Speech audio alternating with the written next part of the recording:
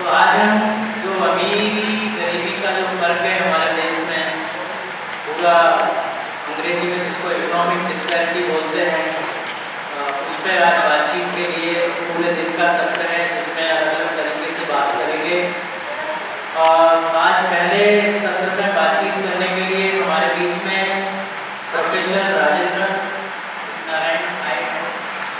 तो मैं थोड़ा उनका परिचय है। वैसे तो बहुत सारी जगह उन्होंने, अभी वो वर्तमान में तो जो अलीगढ़ यूनिवर्सिटी है बेंगलोर, उसमें वो असिस्टेंट प्रोफेसर हैं, वहाँ पढ़ाते हैं। उससे पहले अशोका यूनिवर्सिटी में पढ़ाते थे और बहुत सारी यूनिवर्सिटियों में उन्होंने रिसर्च का काम किया है, शोध का काम किया है, मतलब अलग अलग चीज़ें देखते रहते हैं। तो इंडियन स्टैटिस्टिकल इंस्टीट्यूट है कलकत्ता में, वहाँ भी उन्होंने रिसर्च का काम किया, कॉर्नेल यूनिवर्सिटी में, और वहाँ भी रिसर्च का काम किया है। शायद और भी, शायद पता नहीं, और भी कई सारी जगह होंगी जिनका मुझे पता नहीं है, वहाँ भी बहुत सारी जगह रिसर्च करते रहे हैं। और इसके साथ साथ शहर एक तरीके से पढ़ाई का और जो पूरा शोध की दुनिया है उसका भी उन्होंने एक पूरा ब्रिज बने वो बीच में, वो गांव में आकर के रिसर्च करते हैं, शोध करते हैं कई सारे विषयों पर। ये जो पूरा रोजगार का मामला हो और कई सारी चीज़ें हैं गरीबी के लिए, उन पर भी वो शोध करते हैं। और जब लॉकडाउन लगा तो उस दौरान उन्होंने, क्योंकि सबसे बहुत बड़ी समस्या आई प्रवासी मजदूरों के लिए, सरकारों के पास उसका कोई डेटा नहीं, कोई आंकड़े नहीं, कुछ भी नहीं, कितने मजदूर किस राज्य के किस राज्य में रहते हैं उसका कुछ नहीं है। तो उस दौरान एक संगठन बना जिसका नाम है SWAN, शायद पहले से थोड़ी बात हुई थी, लेकिन जी ने इसके बारे में बताया था, स्टूडेंट वर्कर्स एक्शन नेटवर्क। तो ये नेटवर्क बना जिसमें राजेंद्र जी की बहुत बड़ी भूमिका रही। उनके लिए क्या क्या समस्याएं आई, कितनी परेशानियां आई, क्या कर सकते थे उस दौरान, जाने के लिए क्या कर सकते थे, उनकी खाने की व्यवस्थाएं कैसे कर सकते थे, उसमें भी बहुत मदद की। और राजेंद्र जी बहुत सारे अखबारों के लिए भी लेख लिखते रहते हैं। उनके कई सारे लेख इंडियन एक्सप्रेस, हिंदू और कई अखबारों में छपते रहते हैं। इनके साथी हैं शकीना नोराकी, उनके साथ बहुत सारे लेख इनके छपे हैं। तो इनका बहुत बड़ा अनुभव है अलग अलग तरीके के शोध करने का, और विशेष तौर पर रोजगार और इससे जुड़े हुए जो चीज़ें हैं उस पर। तो आज वो हमारे बीच में आए हैं इस पर पूरी बात रखने के लिए कि किस तरीके से जो आर्थिक असमानता है वो हमारे देश में बढ़ती जा रही है। मैं उनसे निवेदन करूँगा राजेंद्र जी से एक कुर्सी यहाँ की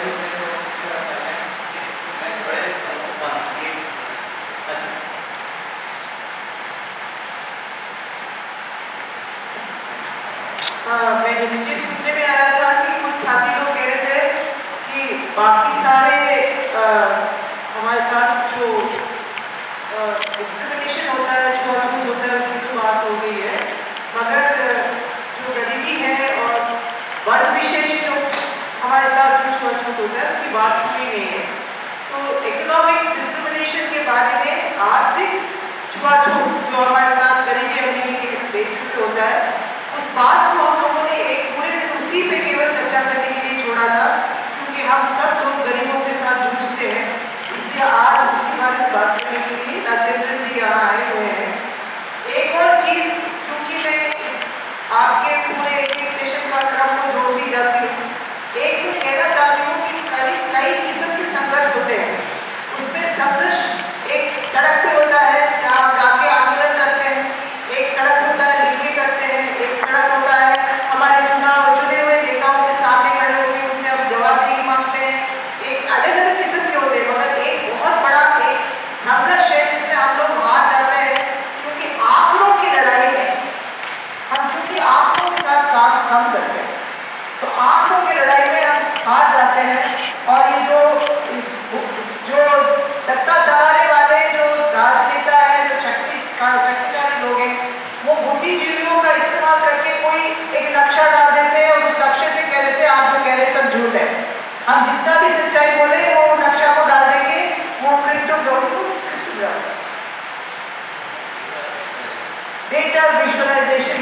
जो करते हैं उससे वो करते हैं कि कोई आंकड़े डाल देते हैं, कोई नक्शा बना देते हैं और कह देते हैं आप जो कह रहे हैं सब झूठ है और ये नक्शा एक सच बता रहा है, जबकि वो नक्शा सच नहीं बताता है। वो आंकड़े कहाँ से इकट्ठा करता है ये मालूम नहीं है। अभी अभी हम लोगों ने प्राइम मिनिस्टर से मांगा था कि आपके आंकड़े कहाँ से इकट्ठे होते हैं वो हमें बताइए। एक सूचना के अधिकार का हमने अर्जी डाला था, उसका हमें जवाब भी नहीं मिला है कि कहाँ से आंकड़े इकट्ठे करते हैं। मैं चाहूँ जैसे आंकड़ा इकट्ठा कर सकती हूँ, चाहूँ जैसे मैं उसका तर्क दे सकती हूँ, तो गरीबों का आंकड़े खुद इकट्ठा करके बात करने की शक्ति हमारे में कहाँ है? वो नहीं होगा तो बड़े बड़े युद्ध हार जाएंगे, कानून हमारा बदल देंगे, हमारे लिए बजट में पैसा कम देंगे और बजट में दिल्ली में पैसा कम देते हैं तो हमारे गांव में बहुत कम होगा। तो इसके बीच के रिश्ते भी समझने हैं। तो आज राजेंद्र इन्हीं की चीजों के ऊपर बात करेंगे और जहाँ कहीं भी आपको दिक्कत हुई कुछ बातों पे तो आप नोट कर लीजिएगा, बाहर तो लगा ही सकते हैं शब्दों का शब्दावली में और आप राजेंद्र जी से भी पूछ सकते हैं कि इसका अर्थ क्या है, वो आपको बता देंगे। और मुझे बहुत खुशी हुई है, जवान है राजेंद्र और आपके उम्र के करीब ज्यादा है मेरे से और बहुत बुद्धिजीवी कम बुद्धिजीवी लोग संघर्ष और संघर्षी लोगों के साथ जुड़ते हैं। तो मुझे लगता है बहुत खुश है कि आज हमारे बीच में राजेंद्र आए। एक बार ताली बजा के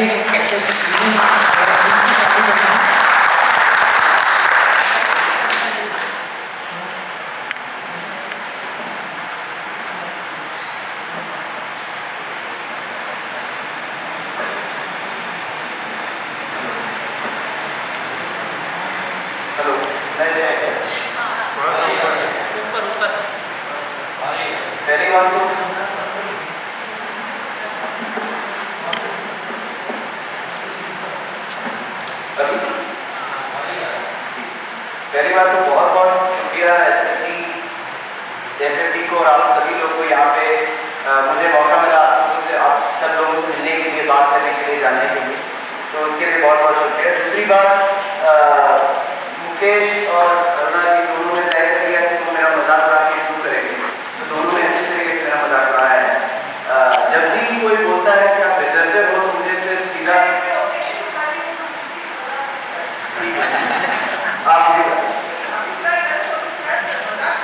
मजाक नहीं, बट क्या कहते हैं एम्बैरेसिंग आप इधर जो उड़ा सकते हैं, आप इधर जो उड़ा सकते हैं, हाँ वो तो आपकी काबिलियत में कोई शक नहीं। लेकिन मैं इसलिए बोल रहा था क्योंकि जब भी मुझे बोल रहे थे कि रिसर्च किया है कि बस शंकर जी की रिसर्च की कहानी आ जाती है, जो मेरे ख्याल से बहुत बहुत बढ़िया कहानी है। अगर आप लोगों ने नहीं सुना है तो उन्हीं को सुनिएगा, बहुत अच्छी कहानी। तो या thank you so much for SFT activity.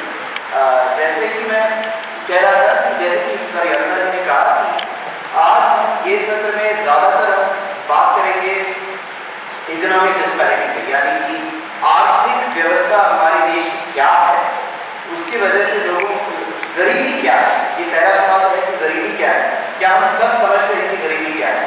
और यहाँ मेरे ख्याल से ये जो गाना से शुरू हुआ ये सत्र, ये गाना बहुत अहम है।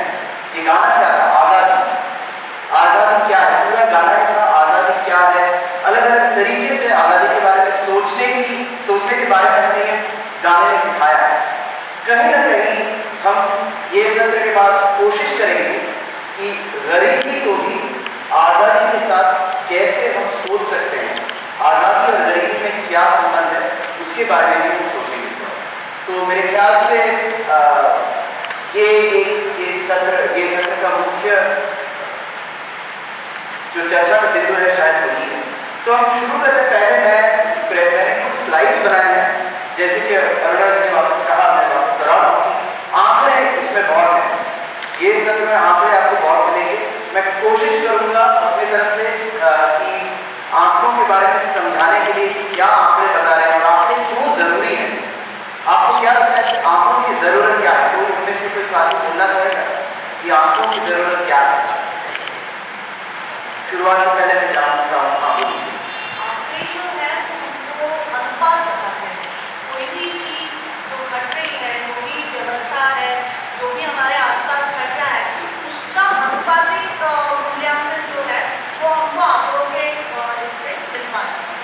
बिल्कुल तुलना करें। बात यह जैसे एक बहुत अहम बात कहा जा रहा है कि पॉलिटिक्स, डेटा का अपना एक पॉलिटिक्स होता है। हम अगर ये कहें कि हम पॉलिटिकल नहीं हैं तो हम सबसे ज़्यादा पॉलिटिकल हैं जब वो कह रहे हैं कि हम पॉलिटिकल नहीं हैं। उसी तरीके से डेटा, आंकड़े का भी, आंकड़ों के पीछे भी बहुत ज़्यादा पॉलिटिक्स छुपा होता है।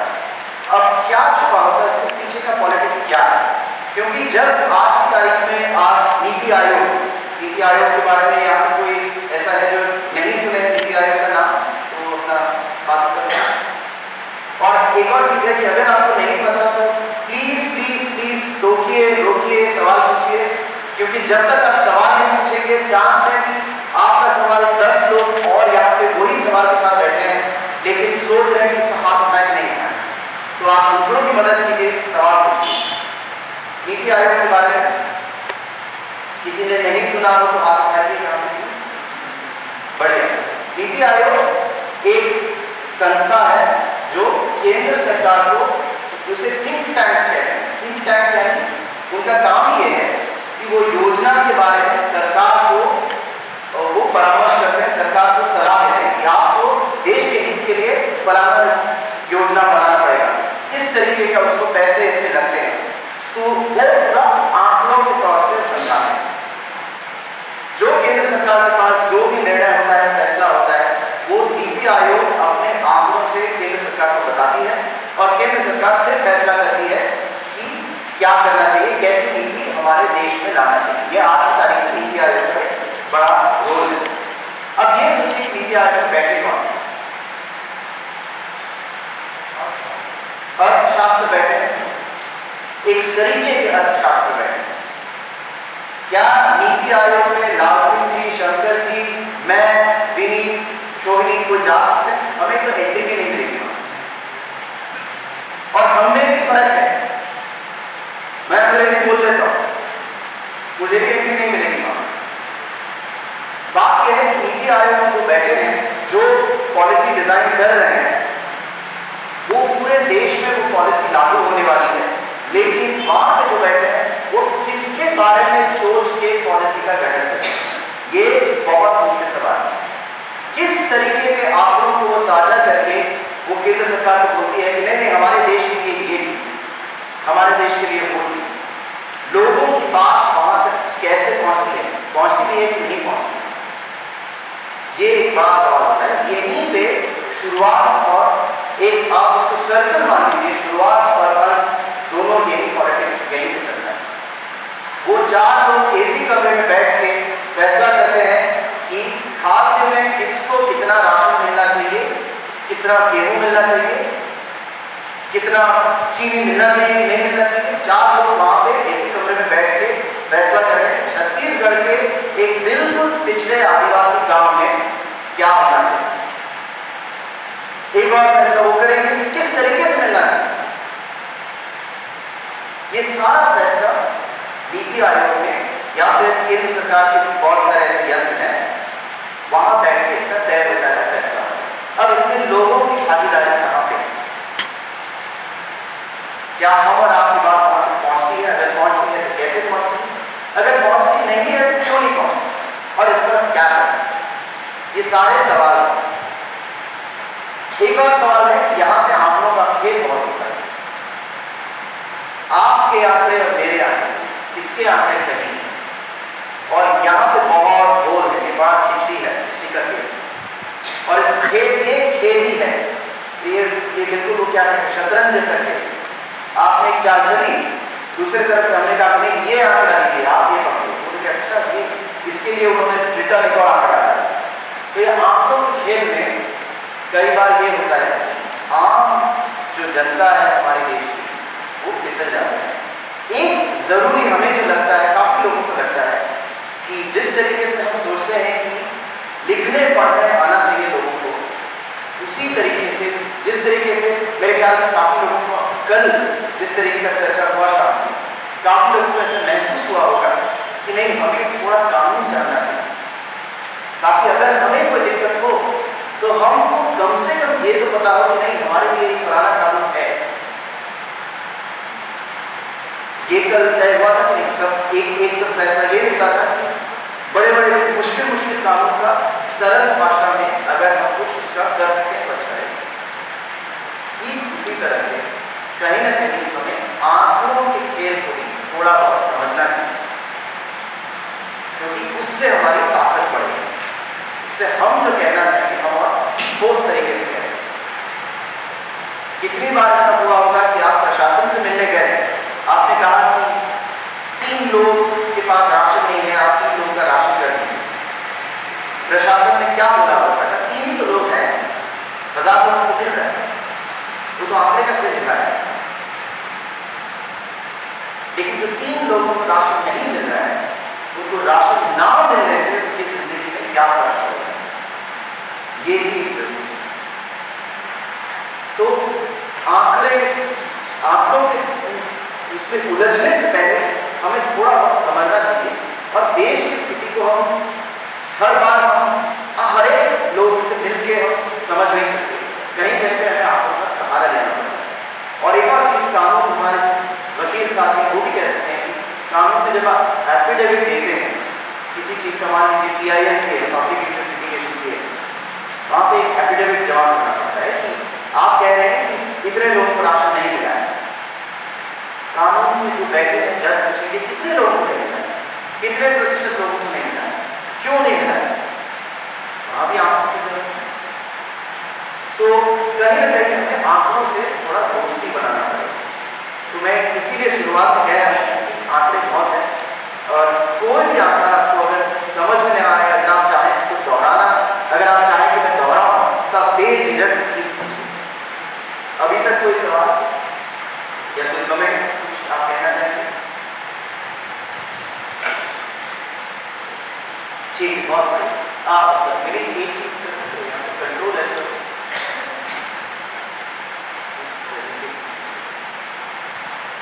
तो ये जो शुरुआत वाला पहले ही आंकड़ा आपको देख रहा है पीछे जो बैठे।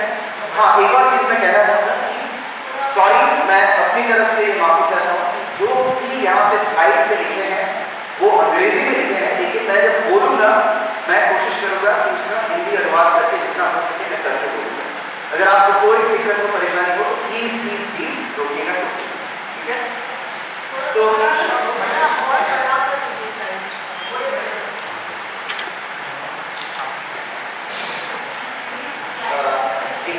कंट्रोल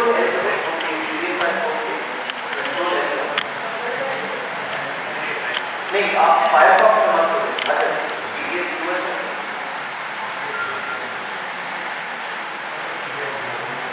ब्राउजर में PDF व्यूअर मेरे कंप्यूटर पर ठीक है वो होता रहेगा। ये लाल सिंह जी का स्पेशल रिक्वेस्ट था कि आप आज़ादी से पहले के कुछ बताइए क्या है। तो लाल सिंह जी के रिक्वेस्ट से हम बता रहे हैं कि ये 1901 का ये डेटा है, आज से 120 साल पहले का डेटा है। इसमें यहाँ पे लिखा हुआ है लिटरेसी रेट यानी साक्षरता का रेट, यानी कितना प्रतिशत लोगों में साक्षरता है। और 1901 में जैसे आज तारीख में राज्य बने हैं, ब्रिटिश के ज़माने में, ये जो ब्रिटिश का ज़माना है 1947 के पहले का है, तब ऐसे राज्य अलग अलग नहीं बने थे, ब्रिटिश के राज्य थे। तो एक राज्य हो गया बड़ौदा राज्य हो गया, आज की तारीख में मान लीजिए गुजरात वो इलाका, एक हो गया मैसूर हो गया दक्षिण भारत का, बॉम्बे, मद्रास, यूनाइटेड प्रोविंस यानी यूपी, सेंट्रल प्रोविंस यानी MP छत्तीसगढ़ वाला है। तो इस तरीके से बटा हुआ है। और यहाँ पर आप देखेंगे 2 कॉलम बना हुआ है, ऊपर है ब्राह्मण, कितने ब्राह्मणों में साक्षरता है, और उसमें भी कितने पुरुष ब्राह्मणों में साक्षरता है, कितने महिला ब्राह्मणों में साक्षरता है। अब आप देखिएगा यहाँ पे पूरा एक कॉलम नंबर, एग्जैक्ट नंबर आप ना देंगे तो भी चलेगा, लेकिन ये देखिए कि औसत के तौर पे देखेंगे तो जो पुरुष ब्राह्मण है सब देखिएगा 73, 68, 58, 57। तो यहाँ देखिएगा ये जो ऊपर वाला लाइन है ये पुरुषों का लाइन है। पुरुषों में कितनी साक्षरता 1985 से लेके अभी 2015-16 तक की बात। अभी पुरुषों में वर्ग जो भी क्या जाति कोई भी हो, पुरुषों की साक्षरता में देखिएगा 75% से ज्यादा है।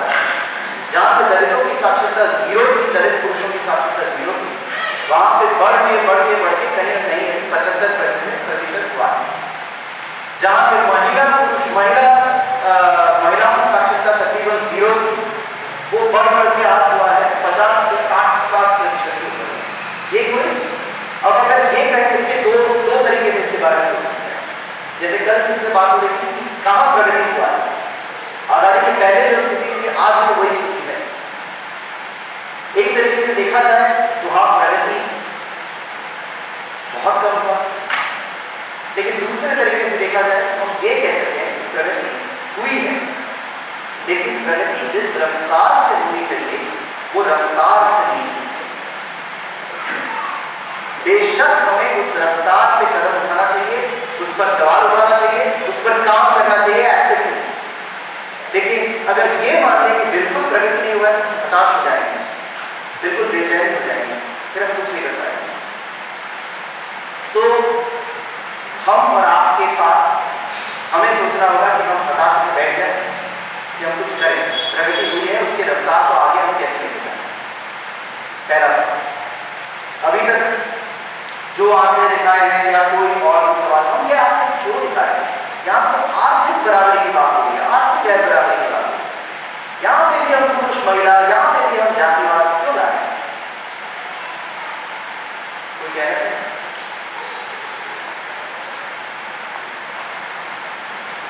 कोई हाँ जी, ये NSS से मिला है। ये हमारी एक कॉलीग है और ये भी कहना चाहूँगा कि आज की तारीख, आज जो भी आंकड़े दिखा रहा हूँ यहाँ पे, वो मेरे ये आंकड़ा खास करके मेरी कॉलीग है रोजा इब्राहिम करके, उन्होंने मुझे ये आंकड़े दिए हैं। और बाकी कुछ आंकड़े जो आप देखेंगे तो ज़्यादातर हमारी यूनिवर्सिटी से एक रिपोर्ट निकला है जिसका नाम है स्टेट ऑफ वर्किंग इंडिया। उस रिपोर्ट पिछले 3 साल से हमारी यूनिवर्सिटी से ये निकल रहा है, तो काफ़ी सारे आंकड़े वहीं से हमने निकाले हैं, क्योंकि वो एक अच्छा रिसोर्स है। आपको ये आंकड़ों के बारे में जानना है, देखना है, समझना है, तो देख सकते हैं। तो पहली बात कि यहाँ पर भी हम क्यों घुसा रहे हैं? आर्थिक गैर बराबरी में महिला पुरुष दलित ब्राह्मण क्यों ला रहे हैं?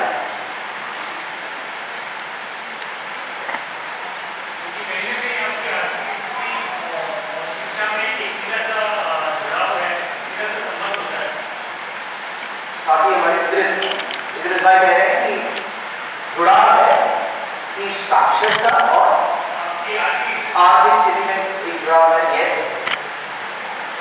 क्योंकि अगर हमें एक पॉलिसी बनानी है तो हमें ये पता होना चाहिए कि उस पॉलिसी में कौन से ऐसे प्रावधान हम डालें जिससे कि खास तौर पर उन सेक्शंस को हम एड्रेस कर पाए, जिससे जैसे कि हमारे कॉन्स्टिट्यूशन में भी है कि हम उन लोगों के लिए खास प्रोविज़न बनाएं जिससे कि उनको मदद मिले। तो हमें ये एग्जैक्टली पता होना चाहिए कि हमें कितने लोगों के लिए मदद देनी है और किस लेवल की मदद देनी है। उस आंकड़े के बिना वो नहीं होता। बिल्कुल, दोनों ही बिल्कुल सही है कि अगर जब तक ये ना समझें कि हमारे देश में कितने संख्या दलित वर्ग के हैं जिनके पास साक्षरता नहीं है, कितने ऐसी महिलाएं हैं जिन तक साक्षरता पहुंचाने की जरूरत है। कहीं ना कहीं ये सारा समझ होता है क्योंकि केंद्र सरकार ने बजट तैयार किया, वो एक आर्थिक वहां पे एक रोल प्ले करता है। क्योंकि आज जो भी बजट है, खाद्य सुरक्षा में बजट है, पेंशन के लिए बजट है, स्वास्थ्य के लिए बजट है, वो सब बजट में गठन कहीं से कहीं आंकड़ों के आधार पर निकलता है। दूसरी बात जो बहुत अहम बात है वो ये है कि इसे अंग्रेजी में कोरिलेशन कहते हैं। कोरिलेशन यानी ज्यादातर जो आपने देखा है कि जो गरीब तबके के लोग हैं, अगर 100 गरीब, अगर आप सर्वे करेंगे, अगर आप 100 गरीबों का सर्वे करेंगे तो उसमें ज्यादातर आपको पिछड़े वर्ग के लोग मिलेंगे। उसी तरीके से आप 100 अमीरों का सर्वे करेंगे, उसमें ज्यादातर आपको ब्राह्मण या कायस्थ या फिर जो भी अपर कास्ट के लोग हैं वो ज्यादा मिलेंगे। ऐसा क्यों?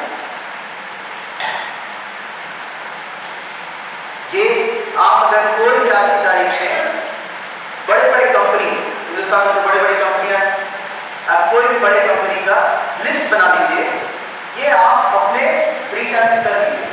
आपकी चुनिंदा 100 कंपनी पकड़ लीजिए, वो 100 कंपनियों में आप जस्ट उनका जो CEO यानी जो कंपनी के सबसे बड़े अधिकारी हैं, कंपनी को जो चलाते हैं, कंपनी के जो मालिक हैं, उनका नाम नोट कर लीजिए और देखिए उन 100 बड़े बड़े कंपनियों में कितने दलित बैठे हैं, कितने आदिवासी बैठे हैं, कितने मुसलमान बैठे हैं, कितनी महिलाएं बैठे हैं।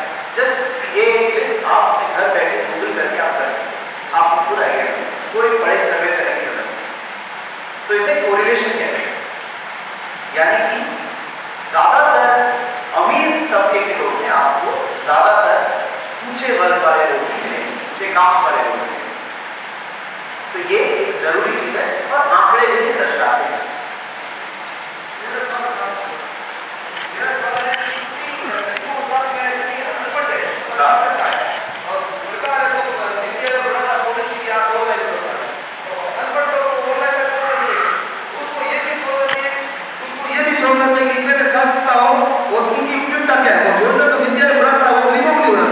और वो फायदा उठाना भी, क्योंकि वो ऑनलाइन में हर जुड़े हुए लोगों को पता होता है और गरीब को पता नहीं, वो तो गरीब के किसी भी ये बिल्कुल सही है, ये फैसला भी काम कर रहा है। आज जो स्कूल, अब ये जो महामारी की पैंडेमिक के दौरान, कोविड के दौरान स्कूलें, सारी जो सरकारी स्कूल थे वो बंद चल कौन सी रही थी, प्राइवेट स्कूलें चल रही थी। प्राइवेट स्कूल में बच्चे जो पढ़ रहे थे वो किस तरीके से पढ़ना, तो जो उसे पढ़ना नहीं कहना चाहिए, जो भी कर रहे थे ऑनलाइन जाके, वो प्राइवेट स्कूल वाले कर रहे थे। अब सरकार ने बता दिया कि देखिए हमने तो ऑनलाइन कर दिया है, बड़ी बड़ी बातें कर दी। सरकार को ऐसा लगता है कि ऑनलाइन कर देने से सब सुझाव हो गया, लेकिन हम सबको पता है कि केवल ऑनलाइन करने से किसी की जिंदगी बेहतर नहीं होती। तो ये भी, इसके पीछे भी एक पॉलिटिक्स है। ऑनलाइन कौन कर रहा है, ऑनलाइन के पीछे कौन है, उससे फायदा किसको होगा? फायदा किसको होगा? बड़े बड़े कंपनियां, इन्फोसिस है। आप देखिएगा आज सारे जो ग्रामीण बैंक हैं, SBI के या कैनरा बैंक, कोई भी आप सरकारी बैंक पकड़ लीजिए, ग्रामीण स्तर पे जाइएगा, उनके बैंकों का जो सॉफ्टवेयर है वो बनाया इन्फोसिस ने बनाया। इन्फोसिस का मालिक कौन था? इसके अंदर मिलेगा आधार के पीछे किसका बड़ा हाथ? तो कहीं ना कहीं ये आप, मैं ये नहीं बता रहा हूं कि इसने जबरदस्ती की होगी या उसने, आप खुद ही, आपके पास ये 3 चीजें हैं, कहानी आप खुद ही बनाएं। चलिए अगले स्टेप।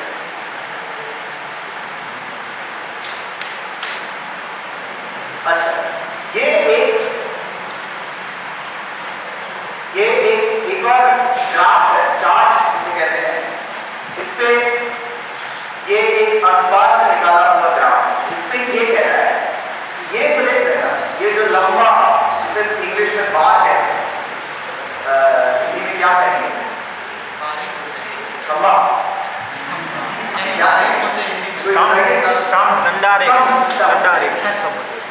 को उच्चारण करना मुश्किल हो जाता है सर, हिंदी में बार ही बोलते हैं। चलिए ये बार इस तरीके के ग्राफ को बार ग्राफ कहा जाता है, ठीक है। अब इसमें क्या होता है, बात जरूरी चीज है, इतना हम समझ लेते हैं। शेयर ऑफ वेल्थ, वेल्थ का मतलब क्या है, कौन बता पाए? पूंजी।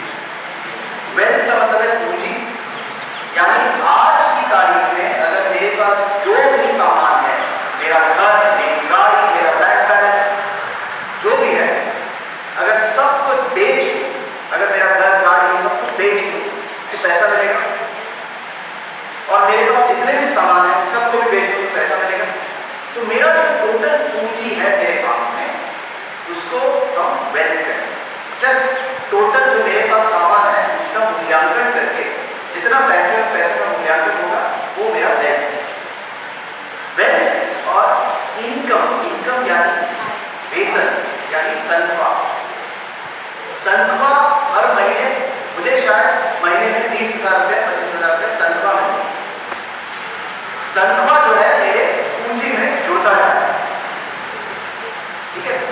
तो तनख्वाह की इनइक्वालिटी में, तनख्वाह के बारे में नहीं बात कर रहा, मैं बात कर रहा हूँ पूंजी, जितना पूंजी है टोटल है। अब ये बता रहा है हिंदुस्तान के जो सबसे अमीर 1% लोग हैं, उनके पास देश का 51% यानी आधा से ज्यादा जो पूंजी है हिंदुस्तान में, वो सबसे अमीर 1% लोगों के हाथ में है। ये अभी 2018 है। ये बड़ा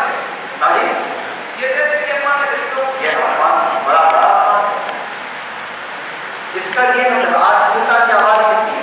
130 करोड़ 138 करोड़ के आसपास। 1% लोगों के पास, 1% अमीरों के पास में, मान लीजिए 100 लोग, मान लीजिए हिंदुस्तान में 100 लोग हैं, ठीक है। 100 में से एक आदमी, मान लीजिए शंकर जी है, तो हमारे बीच में सबसे अमीर है, और हमारी जो पूंजी है हम सब में बटा हुआ है। अब जो बटा हुआ किस तरीके से बटा हुआ है? शंकर जी के पास 50% से ज्यादा पूंजी शंकर जी के पास है, बाकी जो पूंजी है वो सब में है। आधे से ज्यादा इनके पास, आधे से ज्यादा है। शंकर जी एक राजा है जो हम उनके प्रजा हैं। अब शंकर जी सोचेंगे कि प्रजा को कब चाहिए, क्या चाहिए, कैसे चाहिए, तो शंकर जी क्या है? क्या ये ठीक है? आपको क्या लगता है? क्यों खतरा है?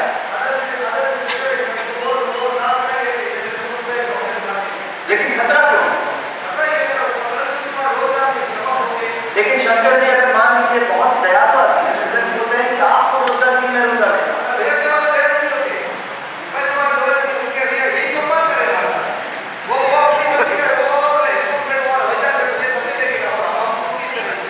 पैसे वालों दयालु अगर वो भी गए तो एक हद तक हो। अच्छा ठीक है, अभी के लिए तो आप ऐश कर लो, लेकिन कितने दिन ऐश करोगे वो तो मेरा। ऐश करने की आजादी शंकर जी के मुट्ठी में, वो आपके मुट्ठी में नहीं। आप कितना ऐश करेंगे, कब ऐश करेंगे, कैसे ऐश करेंगे, वो शंकर जी फैसला करेंगे। यही पे ये खतरा है। खतरा क्या है? खतरा ये नहीं है कि इनके पास ज्यादा पैसा है, खतरा ये है कि पैसे के पास पावर है, और पावर तय करेगा कौन कब क्या करेगा। आज शंकर जी अच्छे मूड में है, हम सबको बिरयानी खिलाते हैं। आज रात को शंकर जी ठीक से सो नहीं पाए, कल सवेरे उठ के सबको बोले कि आज मेरी खाए ठीक ही चाय सकते, उनके मूड पे डिपेंडेंट है। शंकर जी की मर्जी हो जाए क्या? शंकर जी गलत हो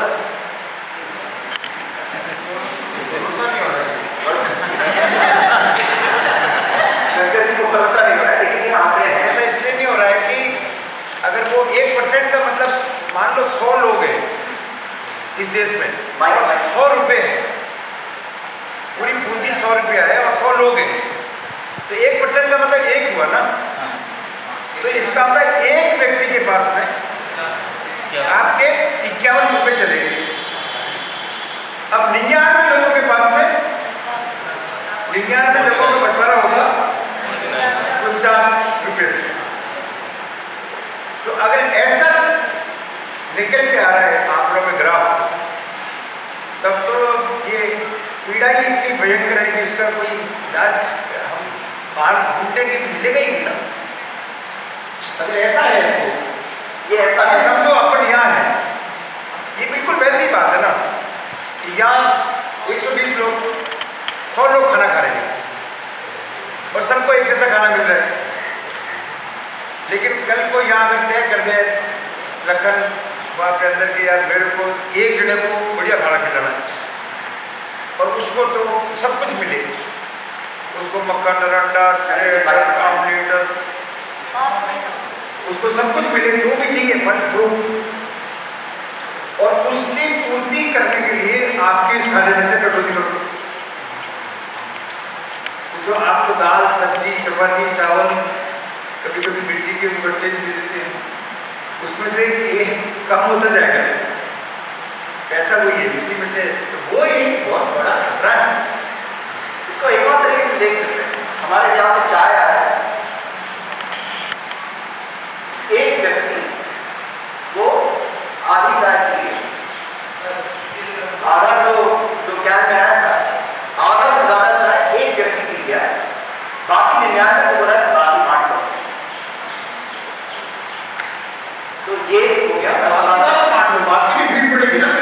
हाँ भीड़ पड़ेगी, वहाँ पर 99 में ये पता लग जाएगा डिस्पेंसरी में चाय कम है, तो वहाँ पे जो धक्कम पेली होगी वही हुआ है, एग्जैक्टली वही हुआ है। वहाँ पे थोड़ी ना ऐसे बांटने की बराबर ऐसे है। थोड़ी बांटने की बात कर रहा हूँ, इसमें भी एक उसमें भी बड़े बड़े हैं, उसमें भी जो डबल लेवल है, तो जो सबसे गरीब 60% लोग हैं उनकी पूंजी का हाथ देखेंगे 5 रुपए से कम, 100 रुपए अगर टोटल पूंजी मान लें, उसमें से देश के जो सबसे अमीर एक आदमी है उनके पास 51 रुपए है, और बाकी 60 लोगों में जो 60 सबसे गरीब लोग हैं उनको दिया गया 5 रुपए।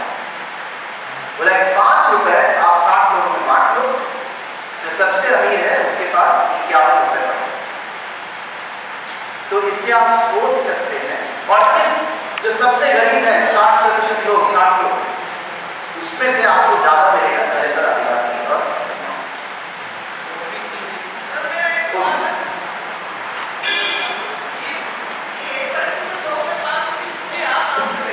वो आप ये बड़ा मुश्किल वाला सवाल, इस पे हम आते हैं।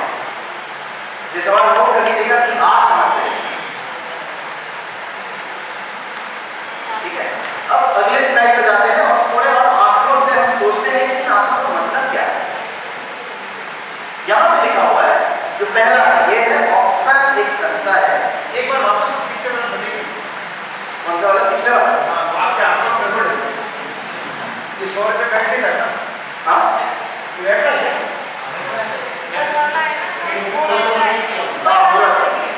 मतलब आप कह रहे हो 4 लोग ऐसे हैं देश में जिनके पास 17 रुपए, 5 लोग हैं जिनके पास 8 रुपए। नहीं, ये नेक्स्ट है, richest 1%, उसके बाद 4%, उसके बाद बात वही हुई ना, एक जने के पास 51 रुपए, हाँ, और 4 के पास 17, 10 के पास 77 रुपए,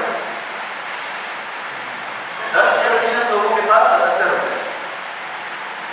सही है सेक्रेटरी, अगले व्यक्ति 4 व्यक्ति को 17 रुपए, हाँ अगले 5 लोगों को 9 रुपए। मतलब एक 100 रुपए का बंटवारा करें, एक हाँ। व्यक्ति के पास 51 रुपए है और 60 लोगों के पास 4 रुपए, 5 रुपए, 4 रुपए को 60 है, हाँ और 20 लोग 8 रुपए में हैं, हाँ 10 लोग 9 रुपए में हैं। बिल्कुल।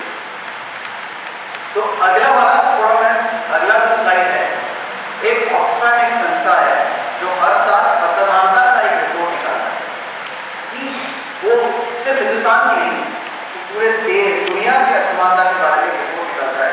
बहुत बढ़िया रिपोर्ट निकलता है ऑक्सफैम का रिपोर्ट, आप जरूर देखिएगा, हर 1 साल उसका निकलता है। ये 2000, ये कोविड के पहले की बात है, यानी कि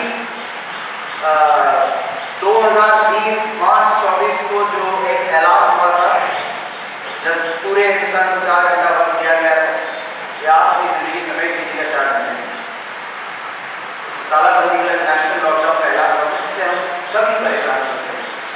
उसके पहले का,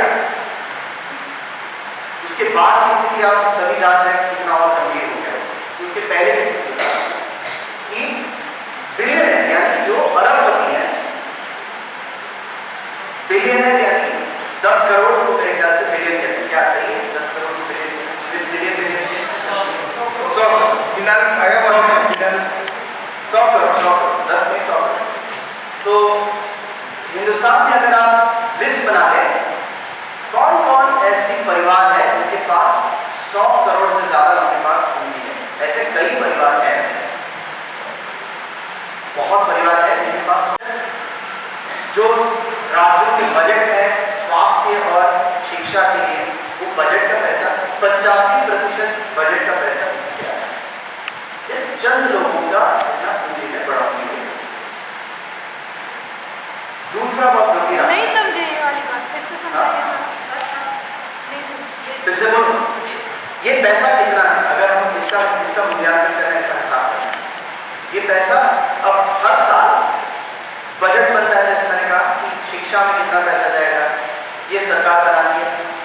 शिक्षा में हम 200 रुपये डालेंगे, शिक्षा में 100 करोड़ डालेंगे, स्वास्थ्य में 400 करोड़ डालेंगे, इस अलग अलग चीज पे स्वच्छ भारत में इतना पैसा रखेंगे। तो ये पैसा कितना है, अगर उसका आपको एक अनुमान लगाना है तो हिंदुस्तान के सारे राज्य का अब 85% स्वास्थ्य और शिक्षा का बजट कितना है। यानी आप मान लीजिए कि हिंदुस्तान के 4 राज्यों को छोड़ के बाकी सब राज्यों का शिक्षा और स्वास्थ्य का बजट इसमें आ जाता है। इतने लोगों की शिक्षा और स्वास्थ्य में मदद हो सकेगी, लेकिन वो कुछ पूंजीपतियों के पास उसका जो पड़ा मतलब इस देश का कुल इलाज और पढ़ाई पे जो खर्चा होता है उसका 85%, मान लो अगर 1 रुपया खर्च हो रहा है या 100 रुपये खर्च हो रहे कुल, तो 85 रुपये तो इन अमीरों के टिकट हो गए 1 साल में, इनकी संपत्ति बढ़ोतरी हुई। ये प्री कोविड है, ये कोरोना काल के पहले की बात, ये पहले अब तो और गरीबी और बढ़ रही है। कोरोना के बाद तो गरीबी बहुत ज्यादा बढ़ रही है, हम कोरोना के पहले की बात है। तो मतलब राजेंद्र, 1 साल में इनका जितना पैसा बढ़ा, वो पैसा अगर इनको नहीं मिलता और जनता को मिलता तो हमारे देश का स्वास्थ्य और शिक्षा व्यवस्था बढ़िया हो जाता, बेहतर हो जाता। कम से कम ये कह सकते हैं कि अगर वो पैसा इनके पास ना होके सरकार स्कूलों में और स्वास्थ्य केंद्रों में लगाती। हम सब जानते हैं कि सरकारी स्कूल और स्वास्थ्य केंद्र की हालत क्या है। अब सवाल उन्होंने पूछा कि ऐसा क्यों है। वो पैसा अगर वहां नहीं होके जनता में बढ़ता तो कम से कम स्वास्थ्य केंद्र तो अच्छे चलते, कम से कम कोरोना में इतना बुरा हाल तो नहीं होता। उन्होंने जिस तरीके से आप और हम अंदाज लगा रहे हैं कि ये पैसा इस बजट के बराबर कितना ऐसे, मतलब अगर शिक्षा और स्वास्थ्य से जो बजट खर्च हो रहा है उतना पैसा तो इनके 1 साल में बढ़ोतरी हो गई इनके पास, इस अमीरों के पास। देने लेने की बात नहीं हुई, हम पैसे का ये कह रहे हैं कि इतने पैसों में इस देश में नरेगा कितना साल चला, ऐसे क्या अगर 1 लाख करोड़ रुपया 1 साल में नरेगा में खर्च होता है तो 5 साल तक पूरे देश में नरेगा चल जाता है इनके पैसों से। 10 साल ये पैसों से 10 साल से नरेगा चल रहा है। 10 साल में 4.5 लाख करोड़, 1 लाख करोड़ तो चाहिए, 2 साल चाहिए, 1 लाख करोड़ चाहिए। 1 लाख करोड़ आपको ढंग से चलाने वाले यहाँ पे कुछ और आंकड़े हैं, तीसरे आंकड़े पर जाता हूं। इसका परिणाम क्या है जिस तरीके से हो रहा है, जिस तरीके से एक अब पैसा तो 100 रुपये मतलब 100 का अचानक से आप 400 रुपये 100 है तो बटेगा लोग, अब बटेगा मतलब कुछ लोगों के पास गरीबी ज्यादा होगी, कुछ लोग और गरीब हो जाएंगे, कुछ लोग और गरीब हो जाएंगे। तो उसका अगर हम एक और आंकड़ा ले लीजिए तो ये बड़ा गंभीर आंकड़ा है। ये कह रहा है कि हर एक ये मतलब 630 लाख लोग गरीबी के रेखा से नीचे गए हैं क्योंकि उनके पास पैसा नहीं था। गरीबी की रेखा क्या है? गरीबी की रेखा पे बात क्या है? एक नंबर मान लीजिए कि आपका अगर दैनिक आय एक अमाउंट से कम है तो आपको गरीबी की रेखा के नीचे का है। ठीक है, 630 लाख लोग गरीबी में और ज्यादा फंसते जा रहे हैं क्योंकि ये एक रेट हर साल और गरीब हो रहा है। यानी कि हर 2 सेकंड में, हर 1 सेकंड में 2 व्यक्ति और गरीब हो रहे हैं क्योंकि स्वास्थ्य के लिए उसके पास पैसा नहीं है।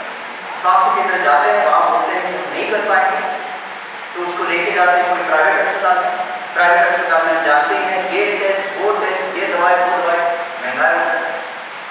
और गरीब परिवार में पैसा उनके पास डिस्पोजेबल इनकम जो अंग्रेजी में कहते हैं, यानी कि हमारे पास खाने पीने के बाद कितना पैसा बचा होता है ताकि बचत, यानी कि कल कोई ऐसा कोई आपदा हो जाए तो हम उस पर उस पैसे का इस्तेमाल कर पाएंगे। ज्यादातर आप देखेंगे स्वास्थ्य रिलेटेड खर्चा, ज्यादातर खर्च कहाँ पे होता है? किसी भी परिवार का, अमीर हो गरीब, अमीर के लिए अमीर दवाएं खर्च होती हैं, गरीबों के लिए गरीब दवाएं, लेकिन दवाएं सबसे ज़्यादा खर्च होती हैं। तो हर सेकंड में 2 व्यक्ति और गरीब हो रहे हैं क्योंकि उनके पास स्वास्थ्य के लिए पैसा है। ये आंकड़ा सोच लीजिए, आप समझ लीजिए कि ये आंकड़ों का खेल है। एक तरीके से आंकड़ों से हम बता रहे हैं कि गरीबी की दशा क्या है। एक न्यूनतम मजदूरी में जो काम करने वाला एक परिवार है, महिला पुरुष जोड़ी, उनको दो मान लीजिए, एक बहुत ही गरीब परिवार है जो न्यूनतम मजदूरी कमाते हैं। न्यूनतम मजदूरी कितना है? हर एक राज्य में अलग अलग है। राजस्थान में कितना है? 252। झारखंड में कितना हुआ है? झारखंड के साथ कितना हुआ है? हाँ कितना? 4 204। एक दिन का बच्चा 204। झारखंड में 204। बिहार के साथ 198। बिहार में 198। हाँ 204। न्यूनतम मजदूरी या नरेगा क्या कुछ 200 कुछ 200 मान लेते। चलिए हिंदुस्तान में औसत पकड़ लें 200 रुपये, ठीक होगा? कहीं पे 200 से कम है, कहीं पे 200 से ज़्यादा है। तो एक न्यूनतम मजदूरी में काम करने वाले परिवार को एक तरफ हो, दूसरे तरफ एक कोई बड़े जो टेक्सटाइल कंपनी, टेक्सटाइल यानी जहाँ पे कपड़े वपड़े बनाते हैं, उस कंपनी के मालिक का जो पैसा है, उन दोनों में तुलना करने वाला है। एक साल में जो बड़े कंपनी मिल, कपड़े के मिल के ओनर जो एक साल में कमाते हैं, वो पैसा जो न्यूनतम मजदूरी में कमाते हैं उनको 941 साल में कमाते हैं। 941 साल, यानी कि आज अगर रेस शुरू है, चलो एक तरफ गरीब परिवार, एक तरफ बड़े कंपनी ऐसे कपड़ों के मिल के ओनर, आप दोनों ही कमाना शुरू कीजिए। हम टाइम शुरू करते हैं तो आप पहले इतना पैसा कमा पाए। जो एक साल में जो कपड़े की मिल का ओनर कमाएगा, वो पैसा कमाने में न्यूनतम मजदूरी वाले को 940 साल लगता है। 940 साल किसने लिखा? आज से 940 साल पहले क्या होता? 2 बार में भी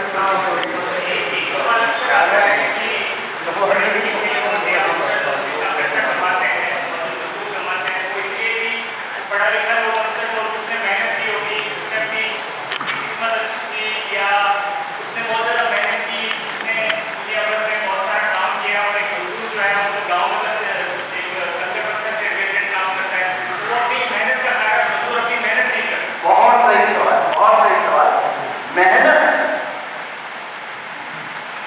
आते हैं, बहुत सही इंपॉर्टेंट सवाल है। और ये सवाल को आप जोड़िएगा तो पहला वाला स्लाइड का जहाँ पे मैंने दिखाया, दलित ब्राह्मणों में साक्षरता करें, महिला पुरुष में साक्षरता करें, फिर हम आते हैं ये तीनों को एक साथ जोड़ते हैं, अंत में तीनों को लाएंगे। ठीक है, 940 साल पहले आज की स्थिति में क्या हुई है वो बता। आज से 940 माइनस करेंगे तो क्या है? 2020 है। Green engineer sir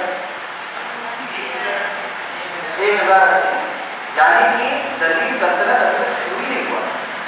Alauddin Khilji ने आया नहीं, महमूद गजनी से अभी आया है हिंदुस्तान। अभी अकबर का तो कोई सीन ही नहीं है, बाबर मस्जिद बनाई 400 साल पहले, उससे भी 400 साल पहले, यानी बहुत प्राचीन काल में उतना साल नहीं। ये आंकड़े क्यों दिखा रहे हैं, क्यों इस पर चर्चा है? एक मुझे और समझना, आपने जो इसको उदाहरण देकर आप बता रहे हैं कि 1 सेकंड में 1 ग्रीन हो रहा है, 1 सेकंड में 2 हो रहे हैं, तो मैंने कि 1 बोला तो 2 ग्रीन हो गई, 2 बोला तो 4 हो गई, ऐसे चलेगा? एकदम नहीं चलेगा। मतलब मैं रात को एक चीज बोलता हूँ कल दिन भर बोलूँ तो झूठी तो नहीं होने का है। अब सवाल ये है जो गरीब हो रहा है उसको वापस उसी स्थिति में आने में और टाइम लगेगा। उसको 9 से इंटरेस्ट लगेगी, लेकिन शायद उतना नहीं लगेगा, लेकिन फिर भी वापस जिस स्थिति में था, मान लीजिए आज मेरी जो स्थिति है, मेरा बहुत खर्च हो गया, वापस मेरी पूंजी वाली स्थिति में मुझे आने में और वक्त लगेगा और गरीब तबके के परिवार को और ज्यादा वक्त लगेगा उसी स्थिति में आने, वापस उसी स्थिति की गरीबी की उसी हालत में आने के लिए, मैं अमीर की स्थिति में जाने के लिए जिस गरीब स्थिति में थे उसी स्थिति में आने के लिए और ज्यादा वक्त लगेगा। और इस दौरान ये ऐसा नहीं है कि कोई और बढ़ रहा है, इसीलिए हम ये नहीं देखते हैं कि सब लोग एक साथ गरीब हो रहे हैं, क्योंकि कोई गरीबी के लिहाज ऊपर जा रहा है, कोई नीचे जा रहा है, लेकिन वहीं पे वो चक्कर लगा रहा है, जलेबी बना रहा है। लेकिन सर गरीब है कौन, अमीर कौन है, और ये तीन के अलावा भी तो तीसरे तरह के लोग भी कौन है गरीब कौन है और अमीर कौन है? गरीब कौन है, अमीर कौन है, सवाल वही है, पूरा सवाल सब जुड़ा हुआ है। दलित कौन है, सॉरी गरीब कौन है, अमीर कौन है, मेहनत क्या है, मेहनत क्या है, ये सब जुड़ा हुआ है। इसको हम अलग अलग तरीके से नहीं देख सकते। अब इस पे हम शंकर जी आप जरा कितने लोग हैं यहाँ पे, जरा जल्दी से काउंट कर लें। आप गिनती बोलना चालू करेंगे? 1 2 3 4 5 ऐसे लगातार ऐसे अच्छा हम एक काम करते हैं, 40 लोग लेते हैं, ठीक है? 50 लोग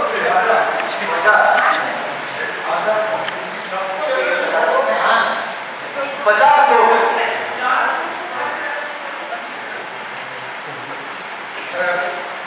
बात करें ऊपर ऊपर सबसे ऊपर। ये आप 50 लोग अच्छा एक से गिनती जो भी आएगा गिनती करते करते आएंगे हम। मैं एक शंकर जी आप आए, अच्छा शंकर जी हम तो नहीं, आप उनके साथ कमल खड़े हो गए, एक के साथ एक खड़े हो गए, कमल नीचे हो जाएगा, आधे लोग आप नंबर बोलिए, आप क्या है नंबर बोलिए, 7 8 9 10 11 12 13 14 15 16 17 18 19 20 21 आप नीचे खड़े हो गए, सबसे लास्ट में जाओ, कितना हुआ? 11 12 13 14 15 16 17 18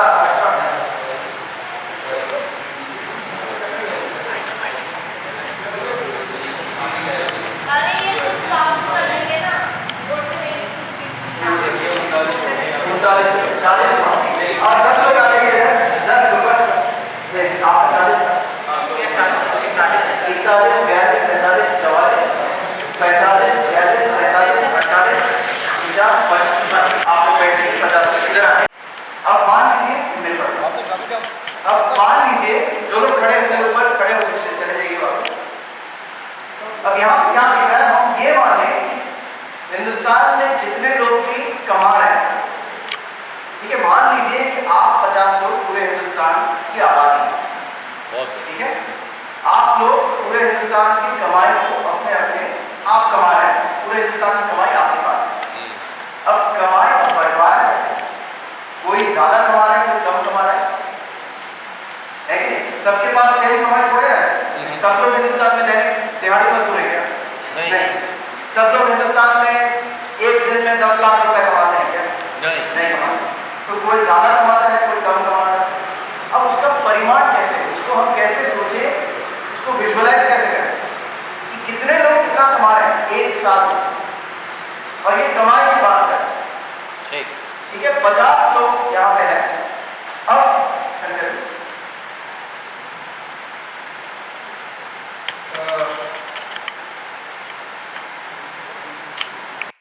अब जो कमाई का बंटवारा हो रहा है वो कुछ इस तरीके से हो रहा है कि आप लोग कमाई का हिस्सा आपका इतना है, इसमें आपको अपना बंटवारा करना पड़ेगा, और बाकी जो हम चाहते हैं कि केवल 5 लोग खड़े हैं, बाकी लोग बैठे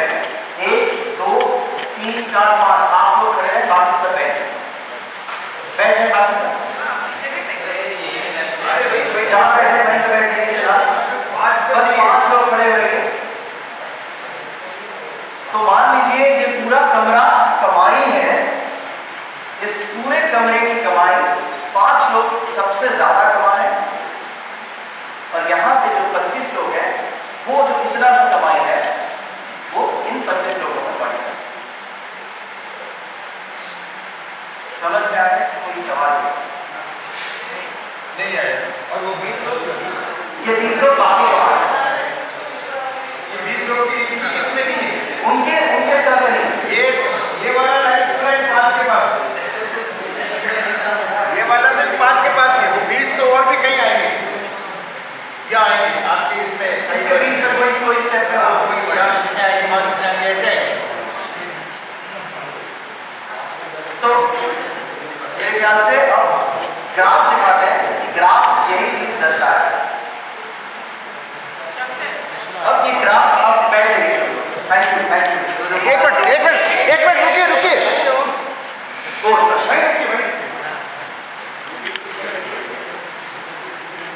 इस ग्रुप से कोई बोले, हाँ से कोई बोले कि आप कौन है? माइक तो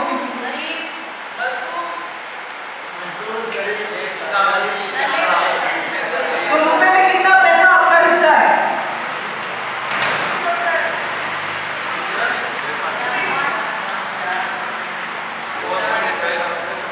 पैसा कितना हिस्सा है आपका रुपए में? 100 रुपए में कितना पैसा होगा? 4 रुपए। 4 रुपए आपके हैं और आप कितने लोगों को आधे हैं? आधा से ज्यादा है और आपको 4 रुपए मिल रहे हैं। ये 4 लोग जो खड़े हैं आपको कितना मिलता है? इनको कितना मिल रहा है? इनका मिला के 10-10 रुपया मिल रहा है सबको। 10-10 करके 50 हमारे बीच बट रहा है। 50 तो आपके सबको मिला के आपको 50 रुपए मिल रहे हैं। अच्छा, ये 50 हो गए और ये 4 हो गए 54। इसके बीच के बाकी सब लोग जो थे जो बाहर खड़े थे उनको इनसे कम मिल रहा है, 10 रुपए से कम मिल रहा है। नहीं, इसका घटा के बोलो तो कितना मिलता है? हाँ, तो इनका 50 हो गया, इनका 5 हो गया 55 रुपया। बाकी लोगों को मिल रहा है 45 रुपया। 45 रुपया। और आप कितने लोग हैं यहाँ पे? कितने हैं आप? खड़े हो जाइए। तो बैठे आप खड़े हो जाइए। खड़े हो जाइए। अब आपको ये मध्यवर्गी है, इसके बारे में किसी ने सवाल भी खड़ा किया था तो ना बहुत गरीब है ना बहुत अमीर है, और ये सोचते हैं लोग कि हम तो बिल्कुल ठीक है क्योंकि अमीर है तो हमें भी एक दिन ऐसे बन जाएंगे। तो आपको कितने मिले? 45 रुपए। और आप कितने लोग हो? 30 है। 30 है तो एक को कितना मिला? ये इनमें भी बराबर नहीं है, इनमें भी बराबर नहीं है। अरे कोई एक मिनट, इसमें थोड़ा जाने भी दो ना यार, तुम बीच में बोल के गलत करते हो। आपको बराबर नहीं मिल रहा है, मान लो मेरी बात नहीं कि आपको 21 का हिस्सा कितना है? 45। और आप लोग कितने खड़े हो? 20। तो कितना मिलता है एक को? 2.5 रुपए मिलता है। वो भी बराबर नहीं है क्योंकि आप में से कोई लंबा है, कोई छोटा है, कोई मोटा है, कोई बड़ा है। तो इसमें भी ये हो सकता है कि किसी को 3 मिल जाए और किसी को 2.5 मिले, हो सकता है। बस आपको कितना मिल रहा है एक को बराबर? 4 रुपए को आप 40 से डिवाइड करो। 25 में 25 पैसे मिल रहे हैं। तो 25 पैसे तो ठीक है, आपको 25 मिलता है तो 1 रुपया मिलता है तो भूल जाता है। तो इतना मैं बहुत ठीक हूँ और मैं अमीरों के साथ जुड़ जाऊंगा। अगर अमीर को कितना मिल रहा है? अभी तो 10 रुपए मिल रहे हैं। 10 रुपए 10 रुपए मिल रहे हैं। अब समझ में आ गया आपको? कल्पना वो लकीर डाले थे नक्शा में, उसका थोड़ा बहुत समझ में आया? आया क्या? आया ना? नहीं बोलेंगे तो आया। सबको किसी को समझ में नहीं आया तो वापस पूछ लो। आ गया? आया। थैंक यू नहीं आया तो आपको इस भीड़ में खड़े होने की भी समझ में आ जाएगा। वो लोग इतना आज़ादी से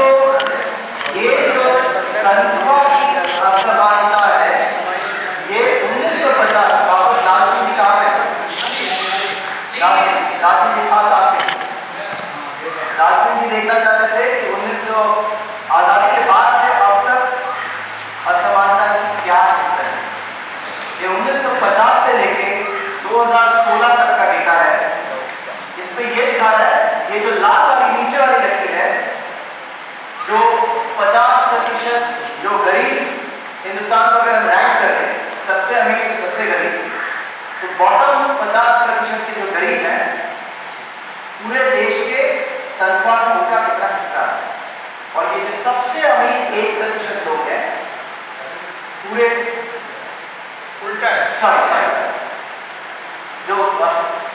जो सबसे अमीर जो 1% लोग हैं उनका टोटल तनख्वाह में कितना हिस्सा है, और जो बॉटम जो सबसे गरीब 50% है उनका टोटल इनकम में कितना हिस्सा है। अब आप देखेंगे ये 1980 के दशक तक ठीक था, यानी कि ऐसा नहीं था कि सबसे अमीर 1% लोग ज्यादा कमा रहे हैं, ऐसा नहीं था।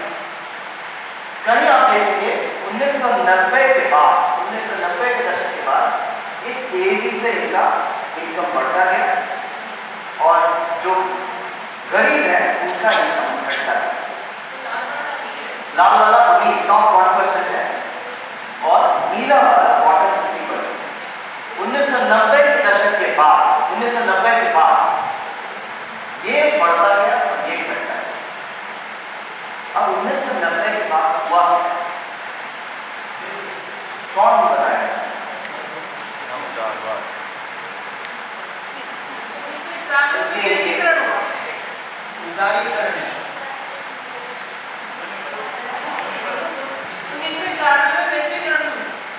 क्या इसका क्या मतलब है, जरा बताएं।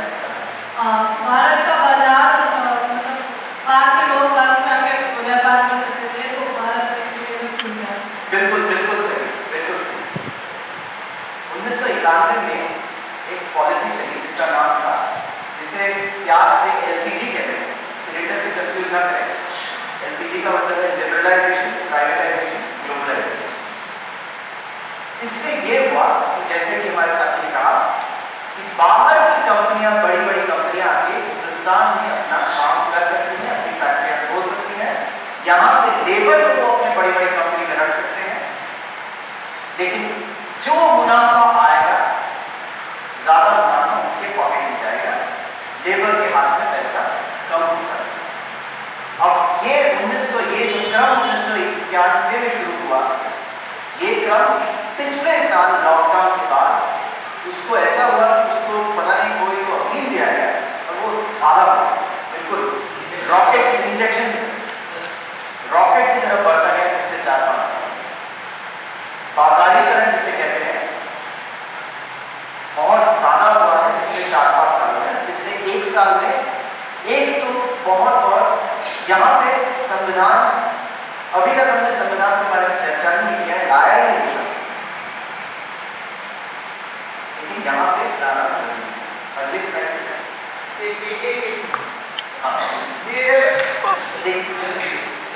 ये जो चढ़ता गिरता है ना, ये गिरे कौन है? ये लोगों की, मजदूर लोग, इस देश के जो किसान है वो यहाँ आके ऐसे गिरे, यहाँ तक चलो चल रहा था, ठीक है, लेकिन यहाँ से ये गिरे नहीं करते, मतलब ये इनको भी क्रॉस करते। तो कई बार हम जब कहीं खड्डा खोदते हैं ना, तो वहाँ खड्डा होता है और वो मिट्टी वहाँ से लेके जाती है, तो यहाँ तो खड्डा हो गया और ये मिट्टी की भराई आने लगी, तो आएगा नहीं, मतलब कहीं ऐसा नहीं है कि कहीं बाहर से कुछ आ जाएगा, आपके आपस में ही आपसे लेन-देन चलेगा। इसी पूंजी एक से सिमटती गई, इनसे खिंच गई, इनके पास चली गई, अभी भी वही होता है, अभी ज्यादा होगा, अभी बढ़ गया, बिल्कुल सही कहा। मैं यहाँ 1 मिनट पॉज बटन दबाऊंगा, थोड़ा रुकूंगा। ये आंकड़े अभी तक इन पर कोई सवाल है? और ज्यादा आंकड़ा दिखाऊं कि ना दिखाऊं? क्यों यहाँ मैं ये बोलना चाहता हूँ कि अगर आपको तीसरा वाला स्लाइड की जरूरत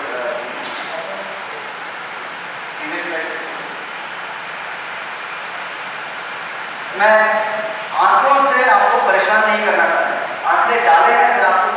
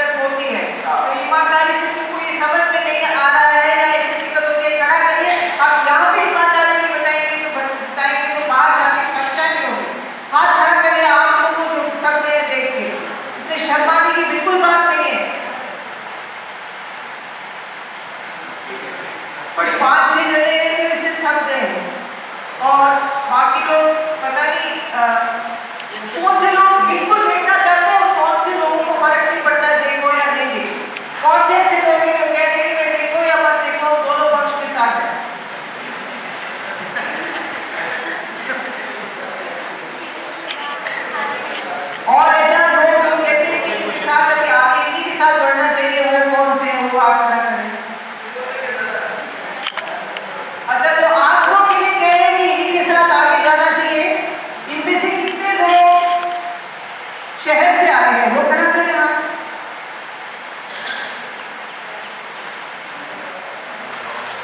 और जो कह रहे हैं कि भाई दोनों तरफ है हमारी सोच, यहाँ भी है वहाँ भी, उसमें से गाँव वाली ग्रहण नहीं होगा। हाँ, तो थोड़ा चर्चा हो जाए, फिर उसके बाद हम वापस आप लेकर आए।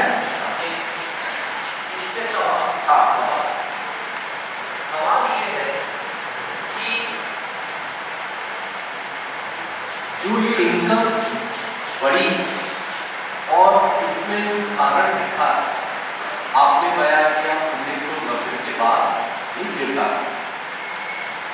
तो क्योंकि उस समय 1991 के अंदर एलपीजी सबको बताया गया।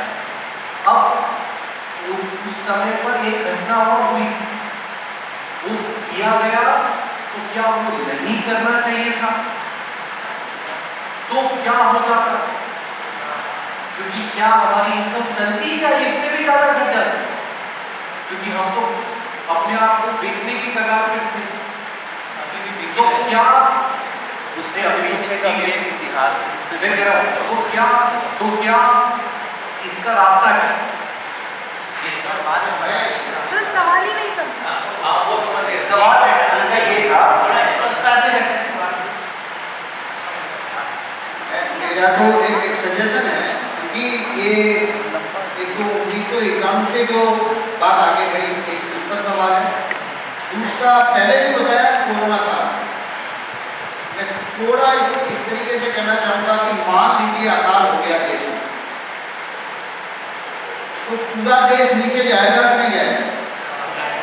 नहीं जाएगा, कुछ लोग ऊपर जाएंगे। मान लीजिए एक गांव में 100 परिवार और 3 व्यापारी, वो 3 व्यापारी उस आकार का भी फायदा उठा करके बाकी को और नीचे धकेलेगा और वो अकेला ऊपर जाएगा। ये एक चीजें होती है। तो ऐसा ही उदारीकरण या ये कंपनीकरण का या बाजारीकरण का जो माहौल आया, कोई भी बनिया गांव में आकर के व्यापारी अपनी दुकान खोलता है, वो आपको देने के लिए आता है कि खुद कमाने के लिए आता है? खुद कमाने के लिए आता है। ऐसे बात समझ में आ रहा है नहीं आता? तो ऐसे ही जैसे विदेशी जो कंपनी ईस्ट इंडिया कंपनी आई भारत को देने के लिए आई कि लेने के लिए? तो ये तो स्पष्ट है। तो कमल जी ने कहा, उसका जवाब मुझे तो यही लगता है। और कोई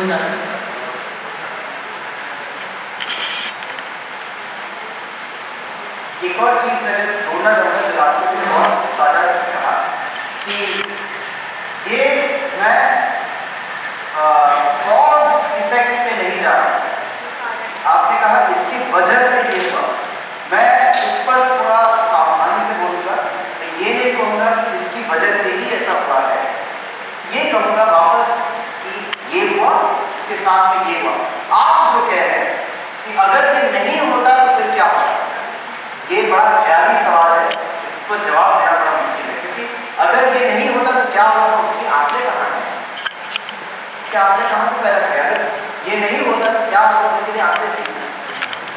ये हुआ तो हम नहीं बता पाएंगे कि अगर ये नहीं होता तो क्या होता। जवाब देना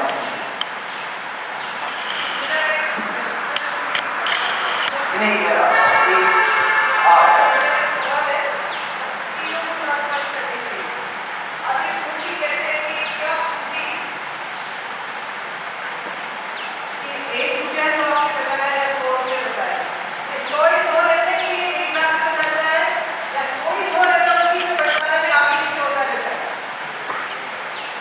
ये महंगाई की एक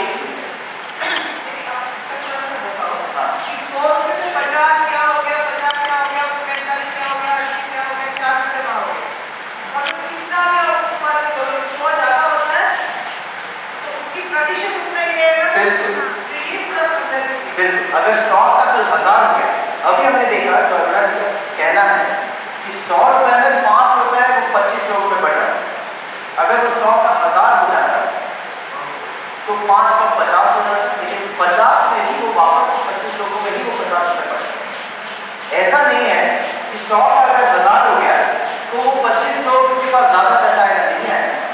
जितना प्रतिशत है वो, अगर एक जैसे कहते हैं कद्दू अगर कटेगा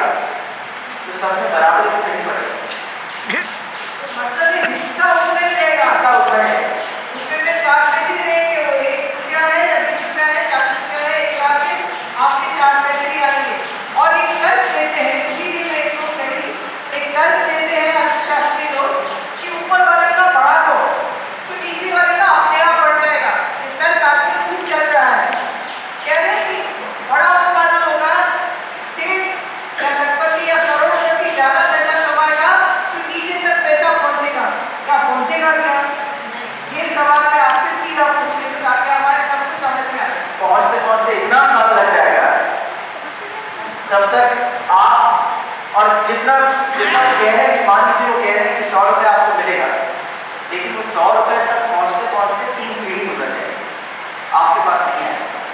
तो ये इसे ट्रिकल डाउन कहते हैं, यानी कि आज मेरे पास पैसे आ गए, वो दयालुता की बात है। शंकर जी कब दयालु बनेंगे उसी के इंतजार में बैठे रहेंगे। उस इंतजार में अगर हम बैठे रहेंगे तो कब तक इंतजार करेंगे, कोई ठीक नहीं। एक और जो मुझे लगता है कि ये बेईमानी वाली बात है, इसलिए बेईमानी वाली बात है, जिस देश में इतनी गरीबी है, बेरोजगारी है, भूखमरी है, आज हम भूखमरी कह सकते हैं। बहुत सारे लोग अगर ये गुरुद्वारे नहीं हो शहर में तो रात को उनको भूखा सोना पड़ता है। लाखों लोग गुरुद्वारे में खाना खिलाते हैं, तो वो परंपरा है क्योंकि वो उनके उसमें से वो अपना सिख संप्रदाय में है ये परंपरा खिलाने की।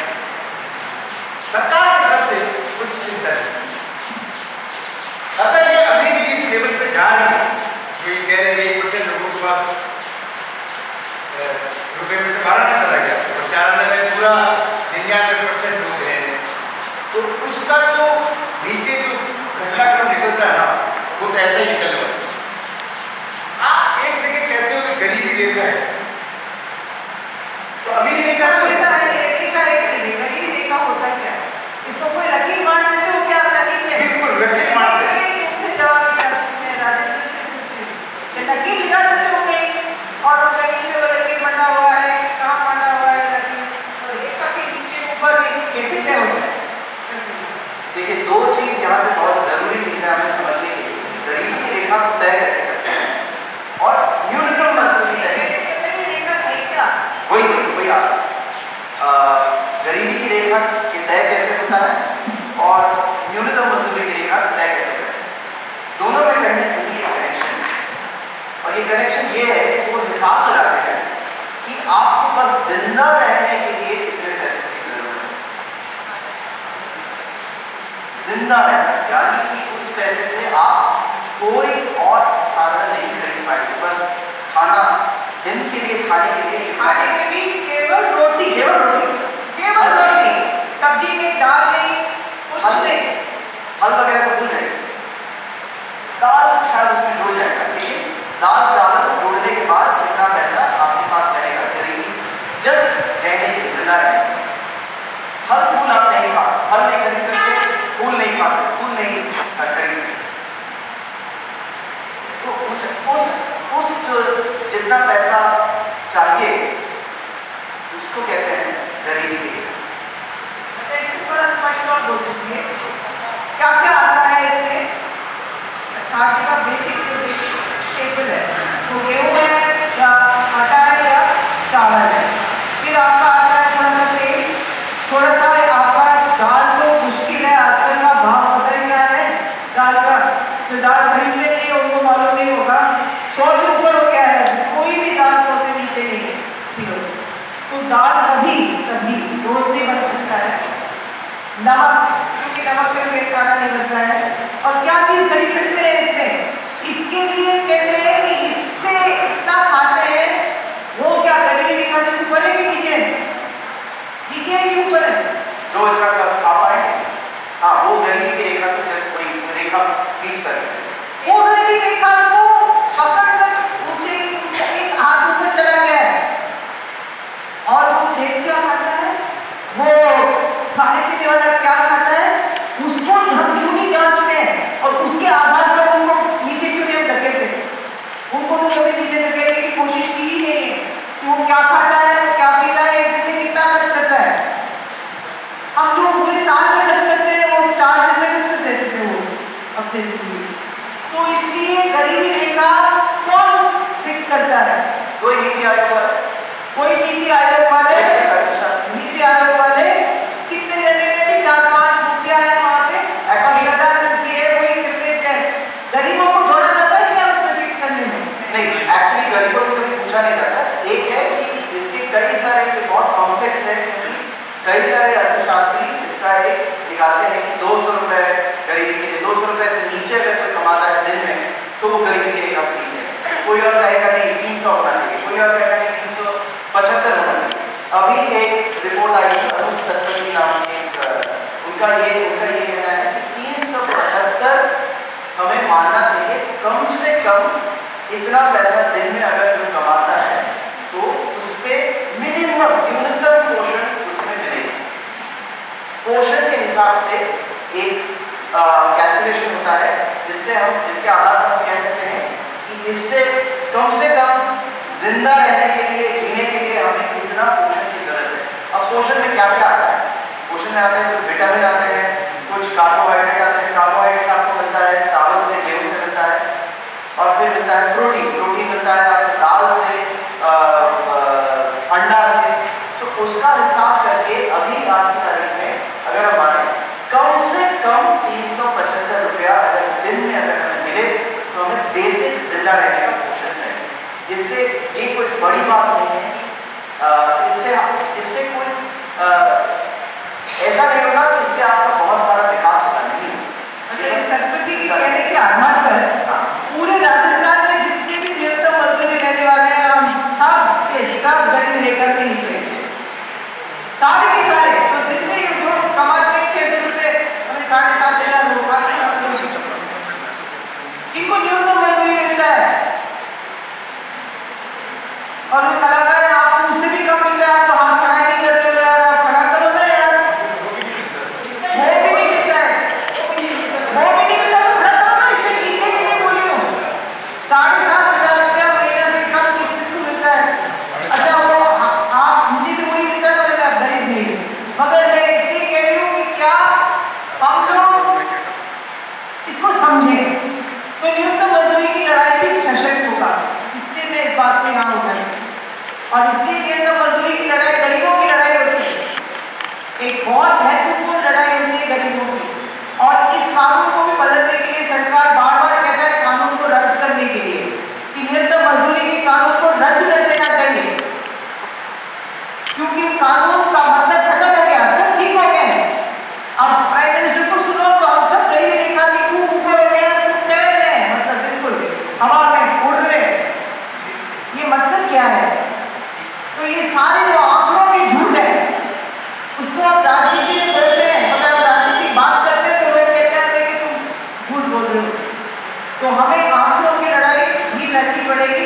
इससे आज आंकड़ों को देखते हैं ताकि हम समझें कि हम अपने आंकड़ों की लड़ाई का मुकाबला उस आंकड़ों के साथ कैसा करेंगे। एक शंकर बाद में हमारा एक आंकड़ों का एक सूची बताएगा, तो उससे आप समझेंगे हम कैसे लड़ते हैं कैसे इस बारे में आंकड़ों से। आंकड़ों को हम भी इकट्ठा करते हैं तो उससे थोड़ा लड़ने की कोशिश करते हैं, उसको हम कैसे करते हैं, क्योंकि एक बहुत बड़ी लड़ाई है, मुकाबला करना पड़ेगा। अच्छा ये जो यहाँ वकील बैठे हैं जेल वाले जेल में टैक्सिंग कितना होता है खाने का उसका?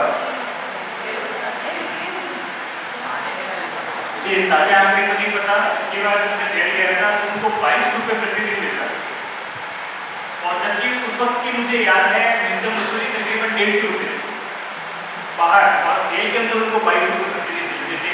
उसमें 4-5 तरह के काम थे, जैसे जो चारपाई होती है उसकी जो दीवार बनाई जाती है, जो बेकरी होती है मोमबत्ती वो बेकरी यानी कि बिस्किट वगैरह खाने में कितना खर्चा है? तो खाने को हाँ वो उसका कुछ एग्जैक्ट डेटा तो मेरे पास अभी का नहीं है, लेकिन वो इतना है कि जो उसको मजदूरी मिलती है उसके बराबर का ही मिलता है, यानी कि 20 से 30 रुपये के बराबर। तो वो कैदी और यहाँ की स्थिति भी बनती है। मुझे लगता है कि कैदियों को मिलता है खाना, रोटियां पर्याप्त मिल जाता है, नहीं बताओ ये सब। जेल के अंदर एक सिस्टम होता है कि खाना बनाने के लिए किसी की नियुक्ति नहीं होती है, मतलब जेलर कभी आपको ये नहीं कहेगा कि ये 5 लोग, जैसे हमारे शाम को श्रमदान की ड्यूटी होती है, वहाँ किसी की कोई ड्यूटी जेल की रसोई पर कब्जा करते हैं। तो जेल के अंदर जो खाना आता है तो एक तो जो सरकार देती है तो वो तो वैसे ही वहाँ नहीं पहुँचता, उसमें से भी कुछ खाना निकाल दिया जाता है। जेल के अंदर एक पर्टिकुलर खास माफिया का ग्रुप होता है, वो अपने निकाल लेते हैं। तो एक चीज़ आपने कभी देखी होगी, आप किसी दुकान पे गए होंगे या फिर आप भीड़ में जब मजदूर के किसान किराना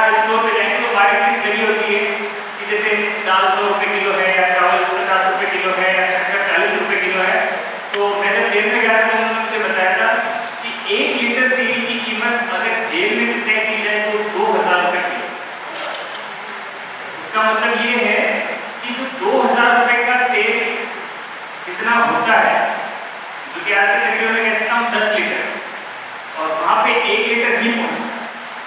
सरकार को 2000 रुपए का तेल देती है तो अंदर 1 लीटर तेल यूज होता है।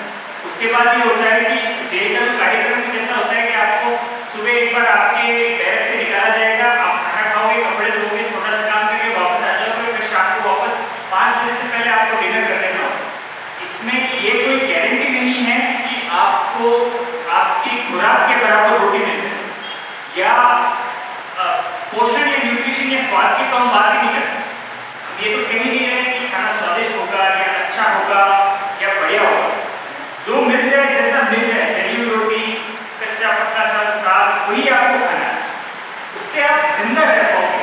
यह जिंदा रहने में भी काफ़ी आदमी होता है कि जो लोग जेल के अंदर जाते हैं उनका वजन उस वक्त शायद 80 किलो होता है, 1 या 2 साल में उनका वजन आधा हो जाता है या आधे से थोड़ा सा बराबर ऊपर नीचे हो जाता है। तो खाने में जो अंदर ये कहते हैं कि खाने में सबको पर्याप्त मिल पाता है, तो ये भी ऐसा भी नहीं है। जो स्थितियाँ बाहर है कुछ स्थितियाँ वैसी है लेकिन उससे भी ज़्यादा घटिया है। अंदर एक छोटा सा कंक्लूड कर देती हूँ कि मैंने इनको प्रमोट करने के लिए बोला था, मक्का वालों में कि जेल में पर्याप्त खाना नहीं मिलता है, मगर वो मानते हैं सब लोग कि जेल का कहते हैं गाँव में भी, अरे कुछ नहीं है तो बाहर रुपया नहीं मिले तो चल यार कुछ करो, कैश करते मिलेंगे तो सरकार में खिलाती नहीं, तो वहाँ भी नहीं खिलाती है। वहाँ नहीं खिलाने का कारण भ्रष्टाचार है, क्योंकि कुछ को उनके लिए भेजा जाता है मगर क्योंकि वहाँ भी खुदा राज है जेलों के अंदर, तो वो पैसे इधर उधर हो जाते हैं। आपको कुछ कहना है? हाँ, तो आप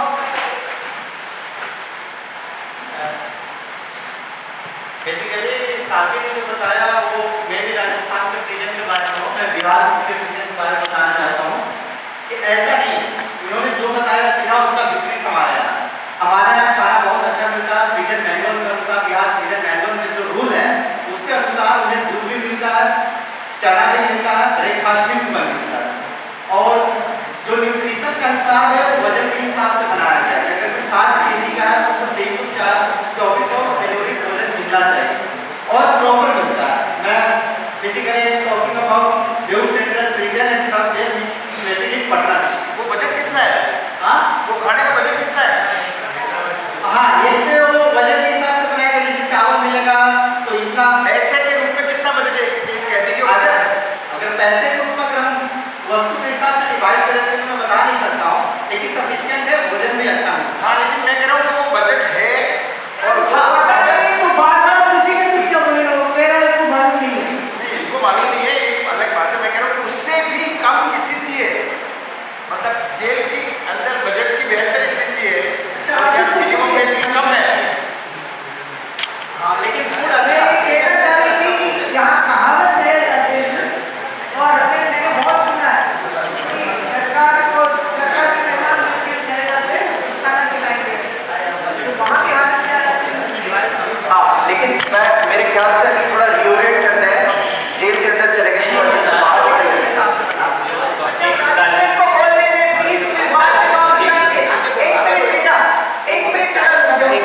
कुछ समाप्त करना चाहते हैं उसकी बात इनको कर लीजिए। 1991 से जो अभी तक का आपने डेटा बताया जो असमानता का है, इसमें क्या जो सामाजिक सुरक्षा और सरकारी खर्च है लोगों के ऊपर, क्या उसमें भी कमी आई है? हाँ, इसका एक बहुत अच्छा राइट। तो इसके साथ इसीलिए मैं और आंकड़ों में नहीं जाते हुए, क्योंकि और भी आपने डाले हैं यहाँ पे, लेकिन वक्त का ख्याल रखते हुए मुझे नहीं लगता है खाली पेट में आंकड़े ठीक से पचते नहीं हैं, तो आंकड़ों को थोड़ा रखते हैं, आगे बढ़ते हैं। लेकिन ये सवाल, काफ़ी सारे सवाल को जोड़ते हुए मैं शायद थोड़ा इसको अभी आगे और भी आंकड़े हैं, आंकड़े आपके साथ शेयर कर दूंगा, आप देख लीजिएगा और आपको जो भी सवाल हो आप मुझसे पूछ लीजिएगा। लेकिन आगे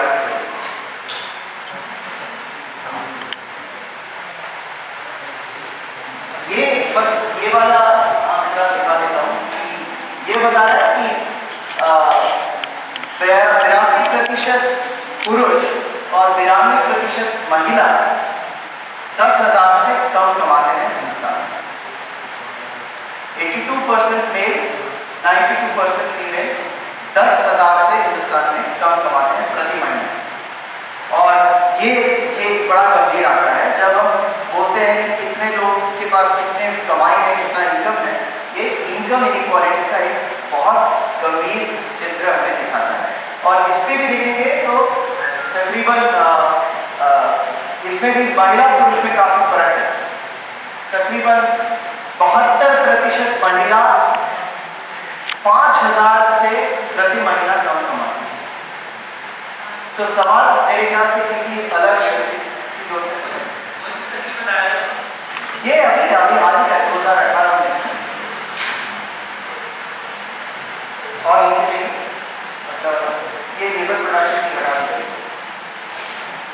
हाँ, ये आखिरी वाला ये मैं कहूँगा कि जोड़ते हुए कि जो बाकी असमानता की बात की है, ये बता रहा है कि SC, ST और अदर्स यानी दलित, आदिवासी और अन्य वर्ग के जो लोग हैं, उनमें आप देखिए एलिमेंट्री ऑक्यूपेशन यहाँ पे ये कैटेगराइजेशन है, यानी कि जो दैनिक मजदूरी है उसमें आप देखेंगे ज्यादा दलित आदिवासी है, अपर कास्ट के लोग बहुत कम है।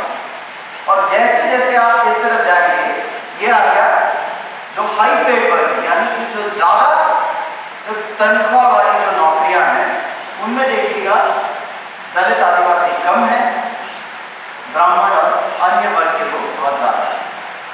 तो जिस तरीके का अगर आप जिस तरीके की मजदूरी को आप देखेंगे, दैनिक मजदूरी से लेके हाई एंड मजदूरी में आप देखेंगे कि अन्य वर्ग के लोगों का इस पे ज्यादा होते जा रहा है, दलित आदिवासी की संख्या कम होते जा रही है। और इस पे भी अगर हम देखेंगे तो महिला पुरुष का ये सारा प्री कोविड स्थिति था। और मेरे ख्याल से यहाँ पे रोकते हैं थोड़ा। मैं इन सब को जोड़ते हुए ये कहना चाहूँगा कि इसके साथ संविधान, इसके साथ वो आज़ादी के साथ क्या संबंध? आज़ादी क्या है? अगर मैं ये सवाल पूछूं तो आपको क्या लगेगा? क्या मैं वो बजट वाले डिस्कशन के अंत में आते हैं, अगर जो लोग इच्छुक हैं वो लोग तो अच्छा है। आज़ादी क्या है? आज़ादी और इसमें क्या कनेक्शन है?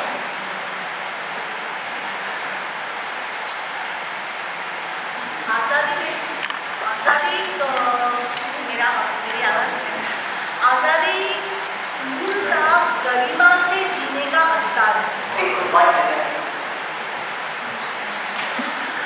आज़ादी जो है वो गरिमापूर्ण जीवन जीने का अधिकार है। बहुत सही परिभाषा है कि आज़ादी का बहुत या कोई नहीं गरिमा के साथ। इसका क्या संबंध है जो इन्होंने जो कहा परिभाषा की आज़ादी की गरिमा से जीने की अधिकार वो ही आज़ादी। और इसमें एक ऑर्डर की लाइन को हमने जोड़ा है। इसमें क्या, इससे क्या होता है? ऑर्डर की लाइन से आपको क्या समझ है कि या तो हम सब गरिमा के साथ जीते हैं या तो कोई गरिमा के साथ नहीं।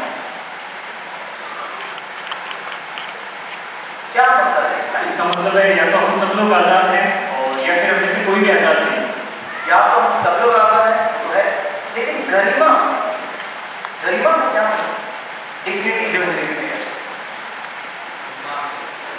सम्मान, एक का सम्मान दूसरे के साथ कनेक्ट, एक का सम्मान दूसरे। जब हम अगर हम ये माने कि हमारे चारों तरफ गरीबी है, भुखमरी है, बेरोजगारी है, शोषण है, अलग अलग तरीके के शोषण है, और अगर हम भी उस समाज का हिस्सा हैं, अगर ये मान के चले कि एक ही समाज में जहाँ एक तरफ एक अलग अलग तरीके का शोषण हो रहा है, लेकिन वो शोषण से हमें कोई फर्क नहीं पड़ रहा है डायरेक्टली, तो कहीं ना कहीं हम भी गरिमा से वंचित हैं।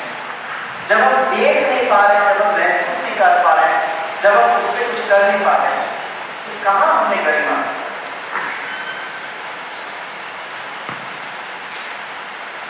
कोई साथी उसको बोलिए आप। और कोई पीछे जो जय किशोर बोलिए। हाँ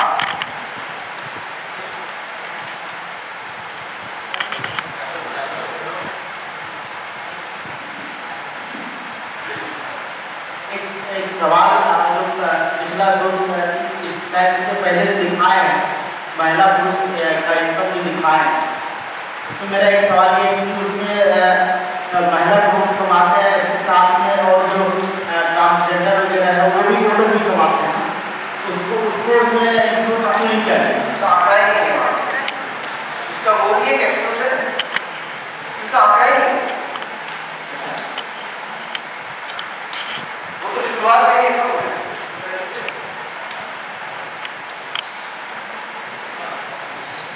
अब तो ये जमाना आ गया कि देखो ये हमने एक्सीडेंट हुआ देखा, वो आज बढ़ रहा था और उसको सारे उसकी वीडियो बना रहे हैं। हाँ, सारे उसकी वीडियो बना रहे हैं, उसको कोई मतलब उसको हॉस्पिटल को किसी की हिम्मत नहीं है। अब ये समय आ गया है, बहुत दूसरे नतीजे के साथ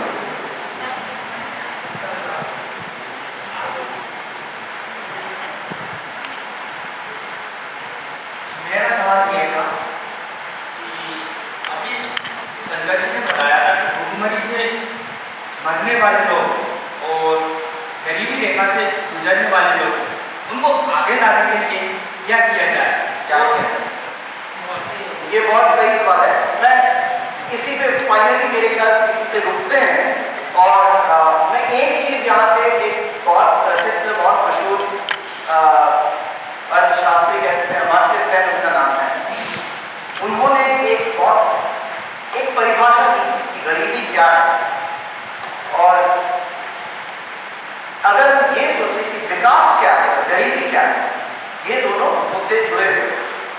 और अगर हम विकास की परिभाषा आज की तारीख में ज्यादातर लोग जिस तरीके से सोचते हैं वो सिर्फ पैसा पैसा पैसा सिर्फ उनका एकमात्र एक विजन रहता है, एक उनका परिप्रेक्ष्य क्या कहते हैं क्या विचारधारा रहती है कि पैसा ही एक मौका है जिससे गरीबी कम हो सकता है। लेकिन हमें गरीबी की परिभाषा को और थोड़ा बढ़ाना पड़ेगा। गरीबी क्या है? जब भी हम गरिमा से वंचित है वो गरीबी है, जब भी हमें कुछ करने की क्षमता की आजादी नहीं है वो गरीबी है। इन सब चीजों को हमें एक साथ गरीबी की परिभाषा में डालना पड़ेगा, तब जाके हम सोच सकते हैं कि सरकार क्या कर सकती है। तब इस पे राजकिशोर का भी जो मुद्दा है, जैसे शंकर जी ने भी कहा कि बजट में हम क्या जोर डाल सकते हैं सरकार को कि वो निजीकरण की ओर एक तरफा ना हो, सोशल स्पेंडिंग में बढ़ोतरी आए। सोशल स्पेंडिंग यानी शिक्षा, स्वास्थ्य, रोजगार, इन सब चीजों में, खाद्य सुरक्षा, इन सब चीज, पेंशन, लोगों के लिए पेंशन, इन सब चीजों में जब वो अपना बजट नहीं बढ़ाएंगे, उस पर बजट पर पारदर्शिता, जवाबदेही, भागीदारी जब तक नहीं होगी, तब तक हम इन्हीं चीजों को आगे बढ़ाते जाएंगे, इससे हम निकल नहीं पाएंगे। ये भी एक जेल है, हम इस जेल के अंदर ही रहेंगे जब तक हम उन सब चीजों को एक साथ ना सोच के गरीबी को सिर्फ पैसों से ना देखें, जब तक हम इन सारी चीजों को गरीबी की परिभाषा में ना जोड़ेंगे, विकास के बारे में अगर जब तक नहीं सोचेंगे, तब तक हम इसी जेल के अंदर रहेंगे। और यहाँ पे उनका अंग्रेजी में कहना है कि एक्सपेंशन ऑफ ह्यूमन कैपेबिलिटीज, इसे कैपेबिलिटीज अप्रोच कहते हैं।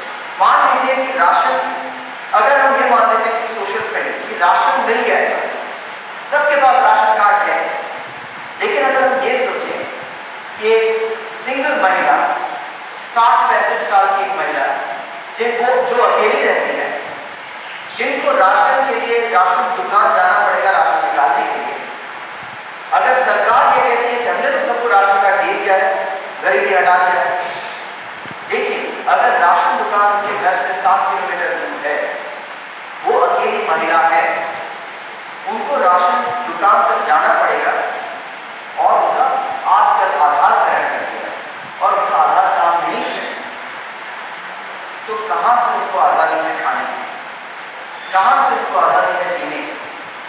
तो सिर्फ राशन कार्ड बनाने से ही गरीबी नहीं हटता, एक्सेस की एक चीज, क्या हम सरकार एक्सेस बना रही है कि वो लोगों को अंदर ला रही है, लोगों को एक्सक्लूड करेगी? हाँ, पहुंच, क्या पहुंच बढ़ा रही है, पहुंच घटा रही है? वो बहुत जरूरी सवाल है। अब इस पर आप विकलांग जोड़ दी तो सोचिए कितना मुश्किल होगा उनके लिए राशि निकालना। तो सिर्फ बजट करने से ही आज़ादी नहीं मिलेगी, गरीबी नहीं मिलेगी, एक्सेस भी हमें बढ़ाना होगा। वहां पे सरकार की मंशा है, इस पर हमें बहुत काम करना है। और डिग्निटी को केंद्र बिंदु करके अगर हम सोचें गरीबी के बारे में, डिग्निटी को केंद्रित करके सोचें, गरिमा को केंद्रित करके सोचें, तब हम शायद हमारे पास कोई रास्ता नहीं है और उसी रास्ते की ओर हमें बढ़ते जाना। और यहाँ पे जुड़ता है पारदर्शिता, यहाँ पे जुड़ता है जवाबदेही, यहाँ पे जुड़ता है भागीदारी। भागीदारी कहाँ मिलता है? जब तक हम इस गरीब वंचित महिला को हम भागीदार नहीं बनाते हैं इस विकास के पथ पर, तब तक कुछ नहीं होगा। मेरे ख्याल से यही आखिरी चीज जो यहाँ पे जुड़ जाता है, संवैधानिक सारे fundamental rights, right to life article 21, जीने का हक, गरिमा के साथ जीने का हक, उसको केंद्रित करके हम गरीबी को भी सोचते हैं। और यहाँ पे जुड़ जाता है जातिवाद, जो जेंडर वाली बात है, विकलांग वर्सेस नॉन विकलांग, सब कुछ इधर अगर हम इसको केंद्रित करके सोचें तो इकोनॉमी भी उससे एक हिस्सा है। और हमें इकोनॉमिक हिस्सेदारी के लिए सब चीज़ों के साथ एक साथ लड़ना पड़ेगा। कहीं हम इन सब लड़ाई में इकोनॉमी को ना भूलें और इकोनॉमी की लड़ाई में अर्थशास्त्र, आर्थिक व्यवस्था, पैसा, आर्थिक व्यवस्था। मैं यहाँ पे अपना खत्म कर रहा हूँ, और भी स्लाइड्स हैं, स्लाइड शेयर कर दूंगा, लेकिन हम ऊपर चर्चा करते हैं। अभी आपका जो आपने जिस वाक्य से कंक्लूड किया, अगर उसको हम सेंटर मानते हैं डिग्निटी को, तो मेरे ख्याल से इससे पहले की जो एक्सरसाइज थी वो हमें उस पर थोड़ा सा फोकस अगर हम कम ही करें तो चलेगा। मैं इसको बताता हूँ। फॉर एग्जाम्पल अरुणा जी ने थोड़ी देर पहले एक सवाल पूछा था आपसे कि अगर जो पाई है, मतलब जितना संसाधन है, उनका संसाधनों का साइज ही अगर बढ़ जाए तो क्या लोगों के पास जो उनके हाथ में जो पैसा है क्या वो बढ़ेगा? जैसे अगर 5 रुपया कमा रहा है कोई 100 रुपये में से, और अगर हमारे पास संसाधन ही 1000 रुपया हो जाए, मतलब 10 गुना बढ़ जाए, तो 5 की जगह 50 हो जाएगा। तो मेरा मानना है कि अगर हम डिग्निटी को फोकस बना के रखते हैं तो शायद इस बात से ज़्यादा फर्क नहीं पड़ता कि जो अमीर से अमीर जो बंदा है वो 40% लेके बैठा है पूरे संसाधनों का, या 50% या 60%। इस बात से ज़्यादा फर्क पड़ेगा कि जो गरीब तबका है क्या वो उसके पास बचा हुआ जो संसाधन है, 40% हो या 30% हो, उस लेवल के संसाधनों से भी क्या हम उनको डिग्निटी प्रोवाइड कर पा रहे हैं? क्या अगर उनके रोजाना की कमाई अगर मान लीजिए 250 रुपया हो जाती है या 300 रुपया हो जाती है, और उस कमाई से अगर वो अपना संसाधन कमा पाए, मैं ये नहीं कह रहा कि आदर्श व्यवस्था है, मैं बिल्कुल इस बात से इत्तेफाक नहीं रखता, लेकिन अगर हम डिग्निटी को सेंटर बनाते हैं तो काफ़ी हद तक हम एक बुद्ध का जो मध्यम मार्ग है उसको ले पाएंगे, जिससे कि हम पूरी व्यवस्था परिवर्तन ना करते हुए भी हम ज़्यादा से ज़्यादा लोगों को डिग्निटी दे पाएंगे। अगर ऐसा हो जाए कि सभी बराबर हो जाए तो बहुत ही अच्छी बात है, बट अगर ना भी हो तो भी डिग्निटी को चलते हुए हम अचीव करते हैं। थोड़ा सा आपके ख्याल से थोड़ा फर्क रखता हूँ कि दो बातें हैं कि पावर, पैसे के पास बहुत पावर होता है, और जब पावर कुछ लोगों के पास केंद्रित हो जाता है, उनके पास बहुत पावर यानी ताकत, सत्ता जिसके पास, और वो पैसों से आता है। अब आप देखेंगे जैसे पिछले साल 2019 के चुनाव में एक पैसों का बड़ा खेल चला जिसका नाम था इलेक्टोरल बॉन्ड। इलेक्टोरल बॉन्ड यानी कुछ पूंजीपति अनामिका तौर पे, अनोनिमस तौर पे पॉलिटिकल पार्टी को, यानी कि जो भी पार्टियां हैं, जो भी राजनीतिक पार्टियां हैं, उनको वो पैसा दे पाएंगे और इसका कोई हिसाब नहीं रहेगा।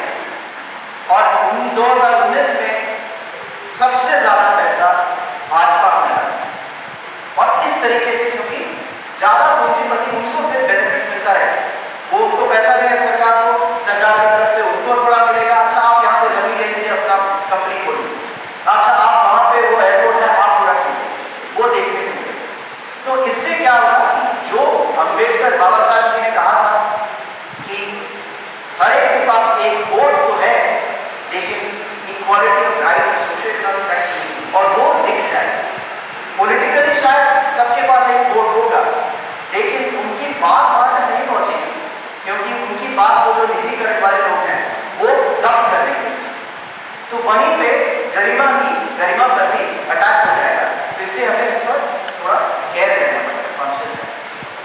एक मिनट में कहना चाहती हूँ, आपने जब कहा ताकत, किसी ने कहा सत्ता, अपने आप से पूछना चाहती हूँ, ताकत यानी शक्ति, लेकिन सत्ता के पास है।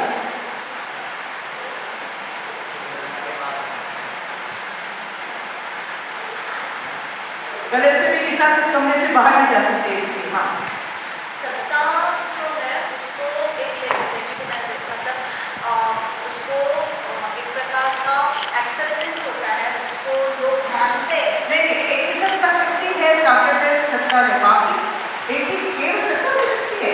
सत्ता की शक्ति कौन से आती है? कहाँ से आती है?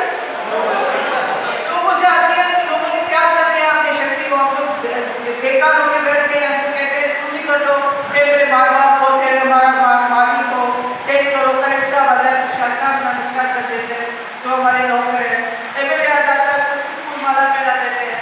हमने क्या कर दिया? मतलब अब अभी भी कुछ लोग तो बहुत चालाक हैं, वो अपनी शक्ति का उपयोग करते हैं और वो शक्तिशाली भी है। वो सत्ता के अलावा भी उनके पास एक और है लोग, पूंजीपति लोग, पूंजीपति लोगों के पास बहुत नियंत्रण है। आज कंपनियों के पास पूरा नियंत्रण है। क्या बताया अभी इलेक्टोरल बॉन्ड्स के बारे में कि एक पूंजीपति अपने पैसे से पूरा इलेक्शन का पैसा ले लेता है, चुनाव का पैसा ले लेता है। आप भी बताओ, जो कर्जदार हो रहा है वो किसकी बात मानता है? जिसको पैसे देता है उसकी बात मानता है कि उसकी घर का किराएदार को मानता है? जिसके पैसे देता है वही मानता है ना।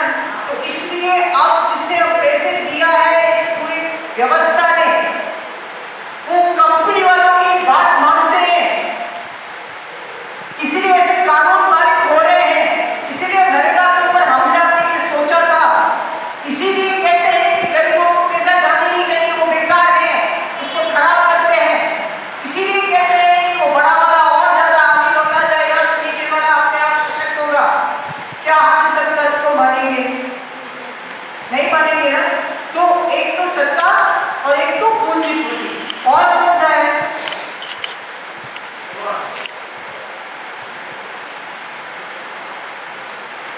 सत्ता, पूंजीपति और हाँ जी बाबा को हाँ, धर्मगुरु में उस पूंजी के साथ जुड़े हुए हैं और उनको सत्ता के साथ भी जुड़े हुए हैं। बाबा साहब से, बाबा साहब जी, बाबा साहब को अम्बेडकर को कहते हैं, बाबा साहब नहीं है, बाबा लोग। और बात में तो और भी एक है जो अपने गॉड करके बैठ गया है, बहुत शक्तिशाली है।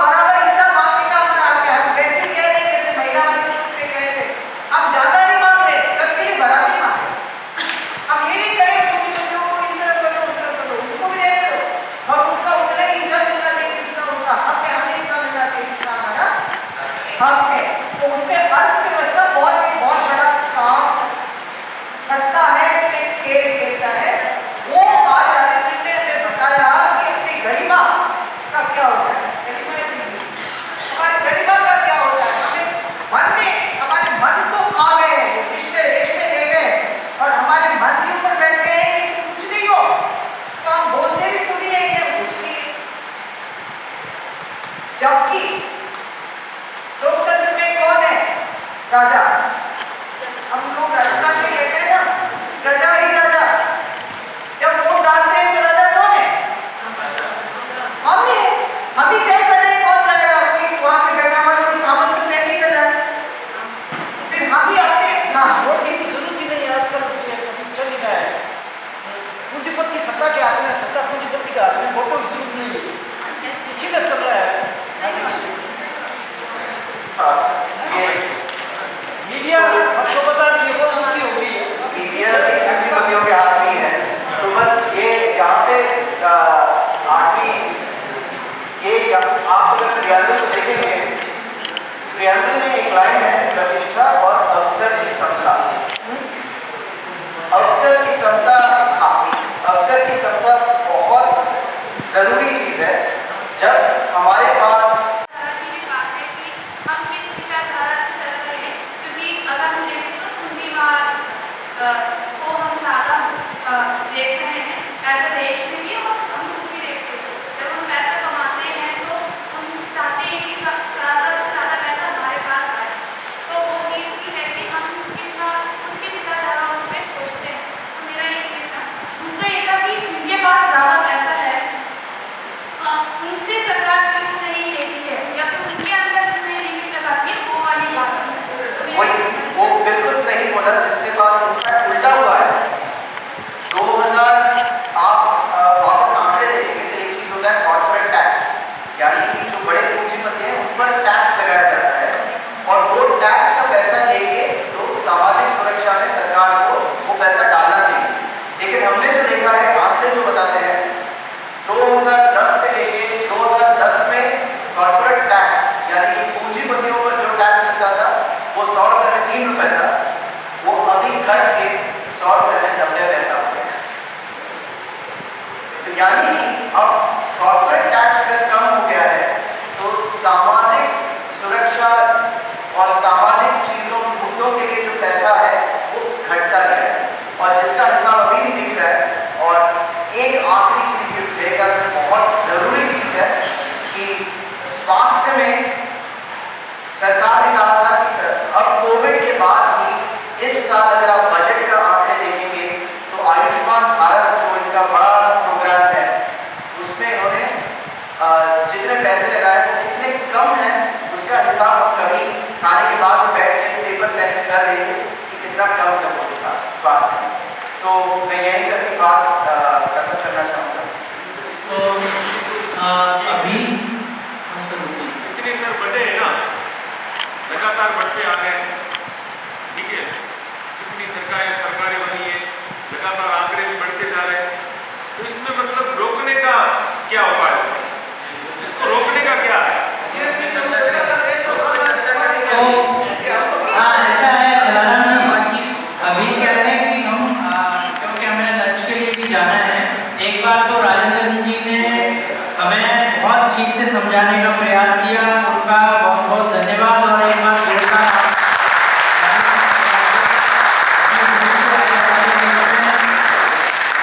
और तो इसके बाद में ग्रुप चर्चा करेंगे और कुछ सवाल कि इसके आधार पर क्या सवाल उपजे हैं इस पूरी चर्चा के आधार पर, तो लंच के बाद हम आएंगे और वहाँ यहाँ सवाल क्या हैं वो बताए जाएंगे। उसके बाद ग्रुप में जाएंगे। उससे पहले हमारे बीच में कुछ 2-3 साथी आए हैं जिनका परिचय नहीं हुआ है, तो मैं उनसे निवेदन करूँगा जिन साथी